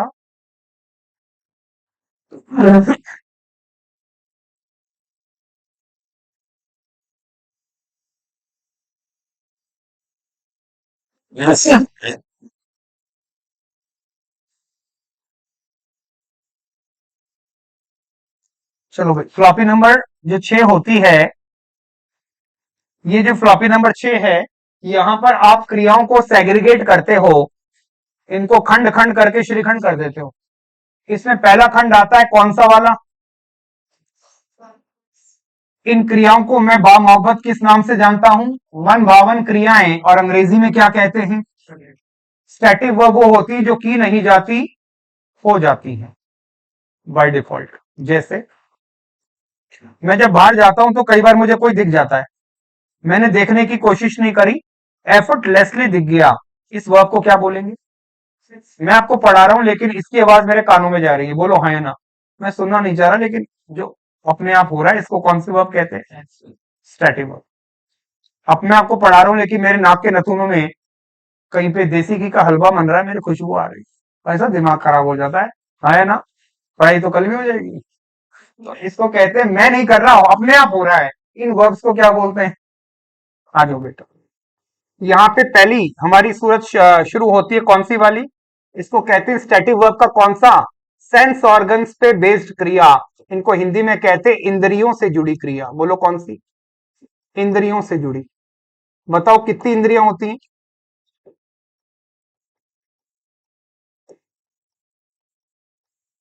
इंद्रियों से जुड़ी क्रियाएं, तो एक होती है शायद टेस्ट करने का काम, टंग के ऊपर है, बोलो हाँ या ना? बहुत तंग करती है। और हियर का मतलब ये काम कौन करता है, बोलो? ईयर्स। देख रहा है ना तू? आईज। अरे क्या देख लिया? स्मेल का मतलब होता है बेटा, बोलो क्या चीज? नोज। और फील करने का काम क्या करता है? स्किन। मैं ये पढ़ाने नहीं आया हूं, मैं तो आपको वर्ब पढ़ाने आया हूं। तो टंग से आप टेस्ट करते हो, इसको कहते हैं स्वादेंद्री। कौन सी? स्वाद लेने वाली इंद्री। एक होता है ईयर से आप क्या करते हो? श्रवण करते हो, श्रवणेंद्री, सुनने वाली। उसके बाद आता है क्या? आईज, दर्शन करते हो, दर्शनेंद्री, देखने वाली इंद्री। नोज, इसका मतलब सूंघने का काम करते हो, घ्राणेंद्री। कौन सी इंद्री? घ्राणेंद्री। और स्किन से आप फील करते हो, जरा जरा टच मी, तो ये होता है स्पर्शेंद्री। कौन सी वाली? इन सारी इंद्रियों को कौन सी वर्ब कहते हैं? इनका क्या करेंगे, अचार डालना है कि मुरब्बा, थोड़ी देर बाद पढ़ाऊंगा। इनको याद कर लो कि सेंस ऑर्गन की ये 5 वर्ब्स हो गई। आगे आ जाओ, मसला किसका है? हाँ जी, बात किसकी है? बता नहीं रहे हो बेटा। दिल। मन की बात है, दिल की बात है। अब मन की बात तो पीएम साहब भी करते हैं, बोलो हाँ या ना? भाइयों बहनों, तो दिल और मन की बात करूं तो याद रखना, बिलीव का मतलब होता है क्या करना? विश्वास करना। आपने गाना सुना होगा, मन में है विश्वास, पूरा है विश्वास, हम होंगे कामयाब एक दिन। तो जब मामला दिल और मन का है तो कौन सी क्रिया तैयार हुई? दिल से जुड़ी क्रिया। कौन सी वाली है? रिलीव। रिलीव की हिंदी लिखो बेटा, चैन मिलना, सुकून मिलना, राहत मिलना। ये सुना भी होगा आपने, चैन आए मेरे दिल को दुआ कीजिए ओ मेरे दिल के चैन। तो इससे पता लगता है कि जो ये राहत वाली क्रिया है, ये दिल से जुड़ी है बच्चों। होप की हिंदी क्या होती है? आशा, आशा का मतलब होता है दिल है छोटा सा, छोटी सी आशा। आशा कितनी है अभी? छोटी, हाँ। तो दिल है छोटी सी आशा, ये दिल का मसला है बेटा। ये मामले सारे दिल से जुड़े हैं। अगर आप किसी चीज को लाइक करते हो तो बेसिकली आप नहीं, आपका दिल उसको लाइक करता है। अगर आप किसी को लव करते हो तो आप नहीं करते, आपका मोहब्बत की नहीं जाती, मोहब्बत हो जाती है।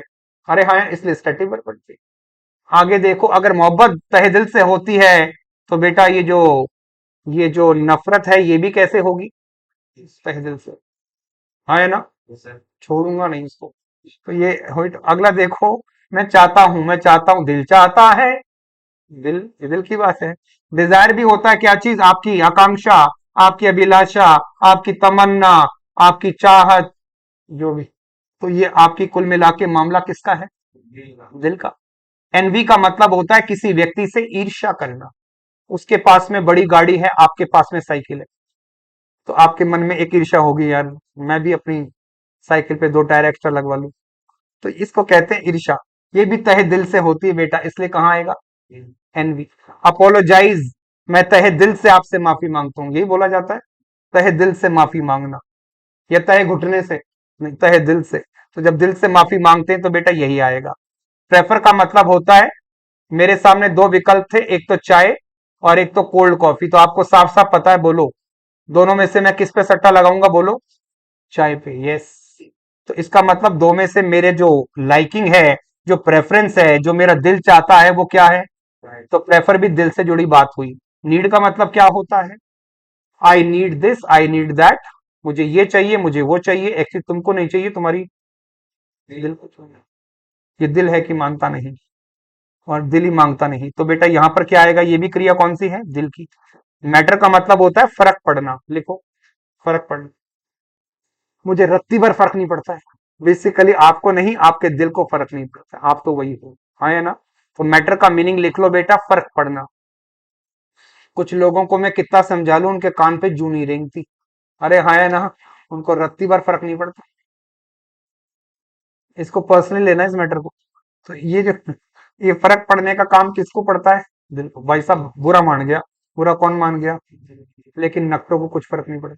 ये मैटर हुआ, ये मैटर यहाँ क्लोज हुआ। ये मामला कौन से का था? दिल का। इसके बाद में आता है मस्तिष्क। कौन सा इश्क है? ऐसे नहीं लिखते, ऐसे लिखते संधि विच्छेद के बाद। कैसे? इसका मतलब ब्रेन का मैटर है। इसका मतलब वो बातें, वो क्रियाएं जो किससे जुड़ी हैं? आपकी अखरोट से जुड़ी हैं। अखरोट, ब्रेन। देखो, भूल गया सब कुछ, इसका मतलब दिमाग भूल गया होगा। याद आ गया सब कुछ, इसका मतलब दिमाग को याद आ गया। मैं उसको बहुत मिस करता हूं, उसको मिस करता हूं घुटने से, दिमाग से। तो मेरी यादों से नहीं जाती। तो बेसिकली तुम्हारे अखरोट में वही है। अरे हाँ है ना? अगला देखो बेटा, know. What is the meaning of know? जानना।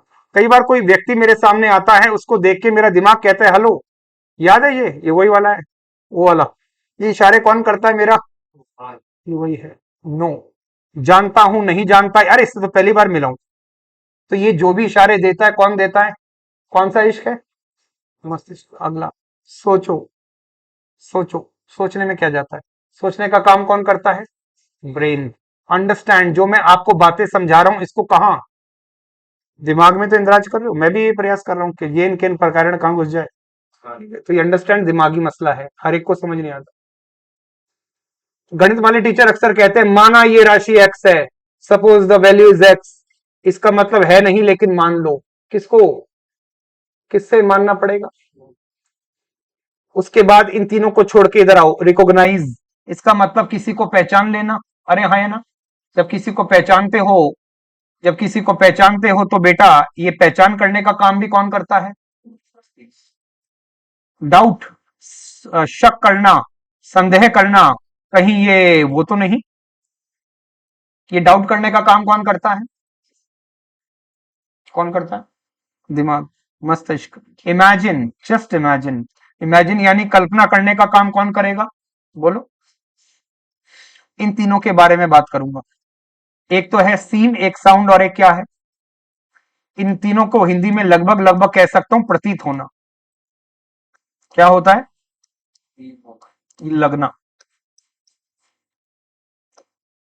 सीम प्रतीत होना, साउंड प्रतीत होना, लगना अपीयर प्रकट होना, प्रतीत होना। कई बार कोई फटे हाल व्यक्ति जा रहा होता है तो हम उसको देखकर दिमाग हमको इशारा देता है हो ना हो ये भिखारी होगा। ये जो प्रतीत हो रहा है भिखारी, ये आपका इशारा कौन दे रहा है आपको? कोई सफेद कपड़ों में अगर कोई एप्रन पहन के महिला आ रही है तो आपको पता लगता है हो ना हो ये नर्स है। अरे हाँ है ना, काले कोट वाली है तो अरे ये तो अधिवक्ता है, ये वकील होगी। ऐसी बातें हमको कौन आदेश देता है बोलो? तो ये जितनी बातें हैं ये सारी की सारी लगने वाली बातें ये कहां होती हैं, किसको लगती हैं जाकर? कोई व्यक्ति है बहुत सज्जन व्यक्ति है, किसी पार्टी का मुखिया भी है, बहुत अच्छा आदमी है, आपको लगता है कि बहुत बढ़िया है, हमारे देश के लिए बहुत अच्छा रहेगा, और जैसे ही वो कहीं भाषण देने लगते हैं तो भाषण जब वो बोलना शुरू करते हैं तभी आपको प्रतीत हो जाता है रॉन्ग नंबर, अभी नहीं हो पाएगा, अभी टाइम लगेगा, क्यों? मोदी को चलने दो। तो कुल मिला के जो लगने वाली बातें हैं ये किसको लगती हैं आपकी? इसलिए हमने कुमार विश्वास या ऐसे किसी व्यक्ति को आगे आने नहीं दिया। बोलो हाँ है ना? चलो आओ आगे चलते हैं बेटा, अगली क्रिया कौन सी आती है बोलो? स्वामित्व बताने वाली, ये चीज मेरी है, ये चीज तेरी है, मैं इसको ओन करता हूं। ओन का मतलब लिखो स्वामित्व होना, मालिक होना। पोजेस का मतलब भी यही होता है, स्वामित्व होना, मालिक होना। बिलोंग का मतलब भी होता है स्वामित्व होना, मालिक होना, किसी चीज के ऊपर आपका मालिकाना हक होना। रिमेन का मतलब होता है कोई चीज आपके साथ ही है, रिमेन कर रही है, ठहरना। जो चीज आपके साथ ठहर रही है वो आप ही की होगी तभी ठहर रही है। कंटेन का मतलब होता है समाहित होना। अगर आपके अगर आपकी बोतल में पानी है तो पानी के मालिक आप हो, अगर आपकी बोतल में वो है तो उसके मालिक भी आप हो, शरबत। अरे हाँ है ना? तो जो भी चीज आपके पास कंसिस्ट कर रही है उसके मालिक आप ही हो। और इसी के लिए क्रिया आती है, क्या चीज जिसको हमने किसके लिए यूज किया जाता है बोलो? तो ये सारी की सारी क्रियाएं मालिकाना हक दर्शाने के लिए किया जाता है। ये सारी बातों में कोई चीज के ऊपर आपका आधिपत्य चलता है। I I belong to this place, यानी ये जगह मेरी है। आई पोजेस अ डायमंड, मेरे पास एक हीरा है, यानी हीरे का मालिक मैं हूं। अरे हाँ या ना? उसके अलावा कुछ क्रियाएं अलग भी हैं, अदर्स, जिनमें हम नापने तोलने गिनने की बातें करते हैं। मेजर करना, नापना, वे तोलना, कॉस्ट कीमत होना, फिट फिट का मतलब होता है सूट करना, किसी जगह पे उपयुक्त होना, किसी जगह पे उपयुक्त होना। ओ इसका मतलब होता है कर्तव्य परायण होना, आपका कुछ देनदारी है, आपकी कुछ रिस्पॉन्सिबिलिटी है। आई ओ यू 50 रुपीज, मैं आपको 50 रुपए का देनदार हूं, मेरी जिम्मेदारी बनती है आपको 50 रुपए देने की। शायद नोट के ऊपर लिखा होता है मैं धारक को 500 रुपए देने का वचन अदा करता हूं, नीचे गवर्नर के हस्ताक्षर। अरे हाँ या ना? इसका मतलब जब ओ का बात करते हैं तो आपका बनता है, ये कर्तव्य परायणता दिखाने का काम है। इन सारी क्रियाओं को पकड़ लो बेटा, जब भी ये कौन सी वर्ब बन के आती है, इनको आप वर्ब की पहली फॉर्म प्लस आईएनजी में नहीं देख पाते। किस में नहीं देख पाते? अगर ये क्रिया आईएनजी में दे रखी हो बतौर स्टैटिक वर्ब तो बेटा ये चीज एक फाउल है, यहां गलती दिखानी है। एक वाक्य देखो, एक वाक्य से समझोगे बात को। यहां दे रखा है मुझको, this mango this mango is testing sweet. अब मुझे बताओ ये जो आम है ये कैसा स्वाद दे रहा है? हाँ जी, और जो भी स्वाद दे रहा है वो किस में दे रहा है? अब मुझे बताओ क्या मैंगो स्वाद देने का काम कर रहा है, या तुम केवल आम खा रहे हो स्वाद अपने आप आ रहा है? आप तो केवल आम खा रहे हो साहब, स्वाद तो, ये क्रिया कौन सी है? इसका मतलब इसका मतलब इसमें आईएनजी का प्रयोग वर्जित है। अब चाहे तो इसको वन के थर्ड में ले जाऊं, चाहे वन के वन में ले जाऊं, डिपेंड करेगा कॉन्टेक्चुअल मीनिंग पर। तो दिस मैंगो, यह आम स्वाद देता है कैसा? मैंने क्या किया इसका इलाज? This mango test sweet. बोलो क्या बोला? अगर मैं कहता हूं अगर मैं कहता हूं एक वाक्य देखो, are you understanding? Are you understanding this? Are you understanding this? क्या आपको ये बात समझ आ रही है? भाई मैं आपको समझा रहा हूं, समझ आने का काम तो स्वतः ही हो रहा है। मैं बोल रहा हूं, आप सुन रहे हो, समझ आने का काम तो स्वतः ही हो रहा है। ये स्टैटिक वर्ब है, इसलिए इसमें आर यू अंडरस्टैंडिंग की जगह होना चाहिए बेटा डू यू अंडरस्टैंड दिस। क्या होगा? Do you understand this. चाहे हिंदी में मैं कह दूं क्या तुमको ये समझ आ रहा है, लेकिन अंग्रेजी में मैं इसमें इसमें क्या नहीं लगा सकता बोलो? हाँ जी, आईएनजी नहीं लगा सकता, तो मुझे मसले को कहां खत्म करना पड़ेगा? Do you understand this. आगे देखो बेटा, अगर मैं बोलता हूं this book is belonging to me, this book is belonging to me, इसका मतलब ये किताब मेरी है, स्वामित्व तो बता रहा हूं। तो ये बात पाप है, मुझे लिखना चाहिए this book belongs to me. अरे हाँ या ना? अगर मैं कहता हूं this this shirt this shirt is costing this shirt is costing ₹450, तो आपको पता रहे कि कीमत होने को आईएनजी में नहीं लिखते। This shirt cost ₹450। क्या बात समझ आ रही है? तो बेटा इन सारी क्रियाओं को आपको आईएनजी में नहीं देखना, क्योंकि क्रिया कौन से रूप में आ रही है। कभी अगर ये एक्शन वर्ब बन के आएगी तब इसमें आईएनजी लग सकता है। दोबारा देखो, ये जो आम खा रहे थे, मैं काम क्या कर रहा था? मैं काम क्या कर रहा था? आम को स्वाद तो अपने आप आ रहा था, ये स्टैटिक वर्ब है। लेकिन मेरे घर वालों ने सूप बनाया। बोलो क्या? सूप बनाया और मुझे कहा कि आ जाओ भाई, क्योंकि पहला प्रयोग आपको पता किससे होता है। तो उन्होंने मुझे कहा ये सूप पड़ा है, एक बार इसको चखो। अब मैंने इसको पकड़ा, एक बार, दो बार, तीन बार, बना कैसा था मुझे पता था, लेकिन बोल नहीं सका, घर में भी तो रहना है। तो ऐसे समय आपको पता रहे बच्चों, इसमें क्या मैं एक्शन कर रहा हूं टेस्ट करने का? बोलो हाँ या ना? अब ये स्टैटिक वर्ब है या ये एक्शन वर्ब है? मैं टेस्ट करने का काम खुद ही कर रहा हूं क्या? अगर खुद ही कर रहा हूं तभी आईएनजी फॉर्म में आ सकता है। I am testing soup. क्या मेरी बात समझ आ रही है? इस सूप को चखने का मैं रोज काम कर रहा हूं आपके सामने, अगर अभी के अभी, तो काम चल रहा है। इस वर्ब को क्या कहते हैं? एक्शन वर्ब में आईएनजी का लगना क्या है? लेकिन मैं बोलूं, ये जो सूप आपने मुझे दिया है ना, अजीब सा स्वाद दे रहा है, तो इसका मतलब अब वाक्य की संरचना बदल रही है। दिस सूप इज टेस्टिंग सावर। इसको सौर नहीं बोलते, क्या बोलते हैं? सावर।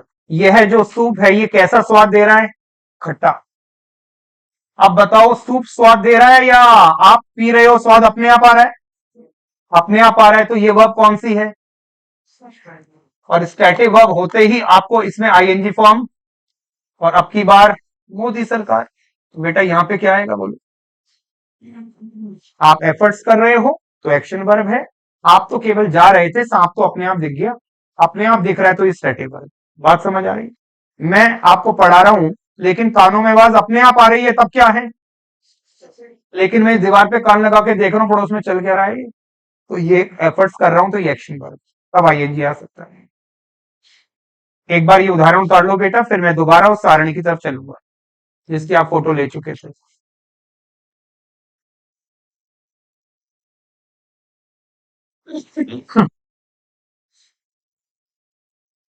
तो सब्जेक्ट प्लस कौन सी वर्ब है बोलो? इसके बाद में एडजेक्टिव तो आ सकता है, क्या नहीं आ सकता? ये आगे चलकर एक अपना इक्वेशन तैयार हुई, आगे चल के पढ़ेंगे। स्टैटिक वर्ब के बाद में विशेषण आ सकता है।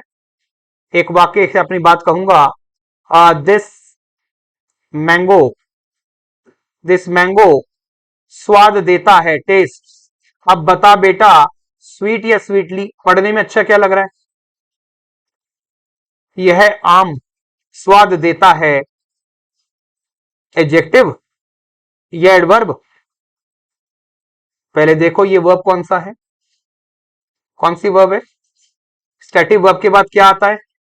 इसका मतलब ये क्वेश्चन एरर में आता है। जब भी ऐसा क्वेश्चन दिया हो तो इसको उड़ा देना, क्या आएगा, क्योंकि स्टैटिक वर्ब के बाद में हमेशा एडजेक्टिव आता है, एडवर्ब कभी नहीं आता। किसके बाद में आता है एडवर्ब? एक्शन वर्ब के बाद में आता है। एक वाक्य देखो, रानी, रानी ड्राइव्स, रानी ड्राइव्स स्लो या रानी ड्राइव स्लोली। इसमें गाड़ी चलाने का काम कौन कर रही है? तो क्या ये कौन सा वर्ब है बेटा? अगर एक्शन वर्ब है तो इसके बाद में एडजेक्टिव का आना गलत होगा, यहाँ पे क्या लगाना पड़ेगा? एडवर्ब। रानी ड्राइव्स स्लोले स्लोले।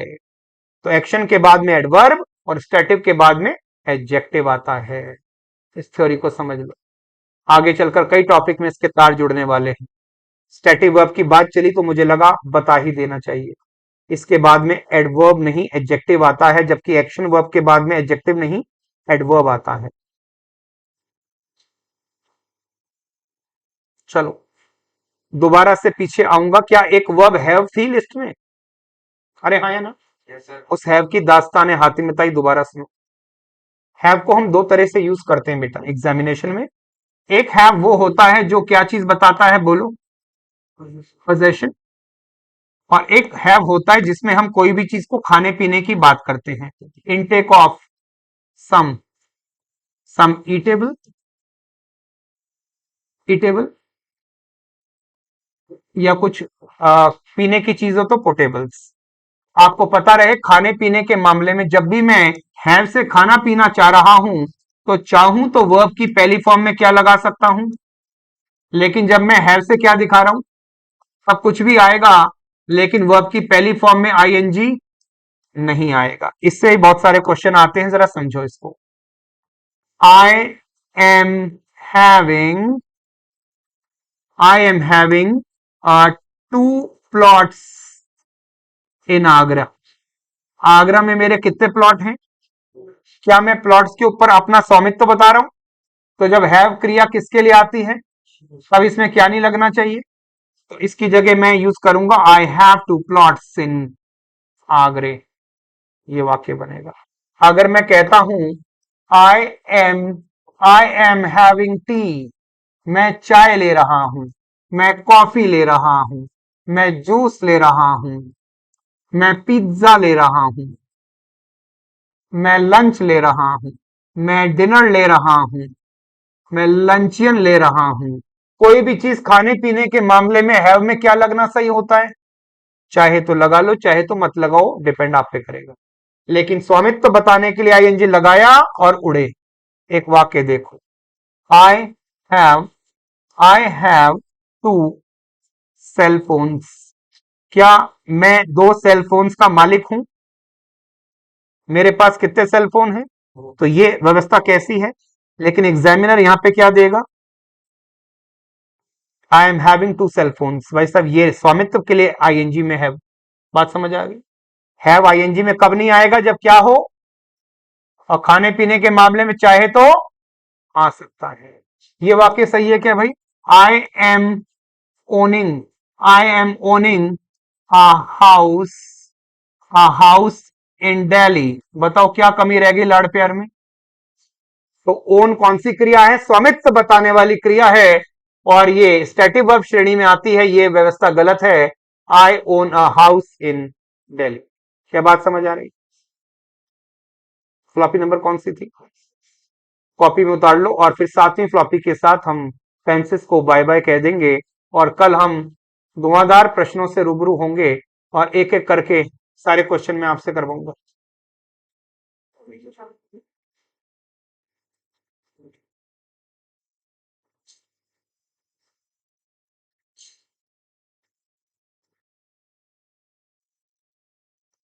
फ्लॉपी नंबर 7 की बात करता हूं तो इसमें केवल ये याद रखना, जिसका दुनिया में, जिसका दुनिया में कोई नहीं होता, जिसका दुनिया में कोई नहीं होता उसका, उसका अनुवाद होता है, उसका ट्रांसलेशन होता है। यहां फ्लॉपी नंबर 7 खत्म हो जाती है। उसका क्या होता है बोलो? जिसका दुनिया में कोई नहीं होता उसका क्या होता है, बोलो क्या बोलते हैं अनुवाद को। ये फ्लॉपी नंबर 7 है। इसका मतलब कोई भी प्रश्न फ्लॉपी 1 2 3 4 5 6 के बाहर आ जाए तो फिर उसका सिर्फ और सिर्फ कॉन्टेक्चुअल मीनिंग से अनुवाद करके उत्तर निकालना पड़ेगा। ये फ्लॉपी नंबर कौन सी है, कितनी फ्लॉपी सी टोटल। अब कौन बच्चा मारा जाता है टेंस में, दोबारा सुन लो।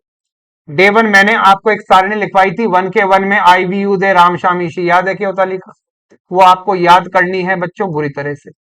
उसके बाद बीच की रामायण छोड़ सकते हो। फिर फ्लॉपी 1 से लेकर फ्लॉपी कौन सी, फ्लॉपी 1 टू फ्लॉपी, इनको अच्छे से रटा पड़ा होना चाहिए। कोई किसी भी समय पूछे दिन दहाड़े आपको जवाब आना चाहिए। अगर इनके साथ न्याय कर पा रहे हो आप, तो कल जो मैं आपको क्वेश्चन कराऊंगा स्टार्टिंग फ्रॉम क्वेश्चन नंबर 1, वो सारे के सारे कर पाओगे। और अगर यही याद नहीं होगा तो छटपटाहट आपके साथ देखी जाएगी। तो 24 घंटे का वक्त है, इन सबको अच्छे से रट और पढ़ के आइएगा। और कल सैटरडे है, तो कल हम अपने कॉन्क्रीट हार्डकोर टॉपिक, अपने टेंसेस का जो एक्सरसाइज वाला संभाग है, कल उसमें एंट्री मारेंगे। लेकिन तब तक ये मत कहना कि फ्लॉपी नंबर 4 धुंधली याद है। धुंधली याद है तो आज सोना मत, याद करके ही सोना। अरे हाँ या ना। आज की सभा को विराम, जा सकते हैं, नमस्कार।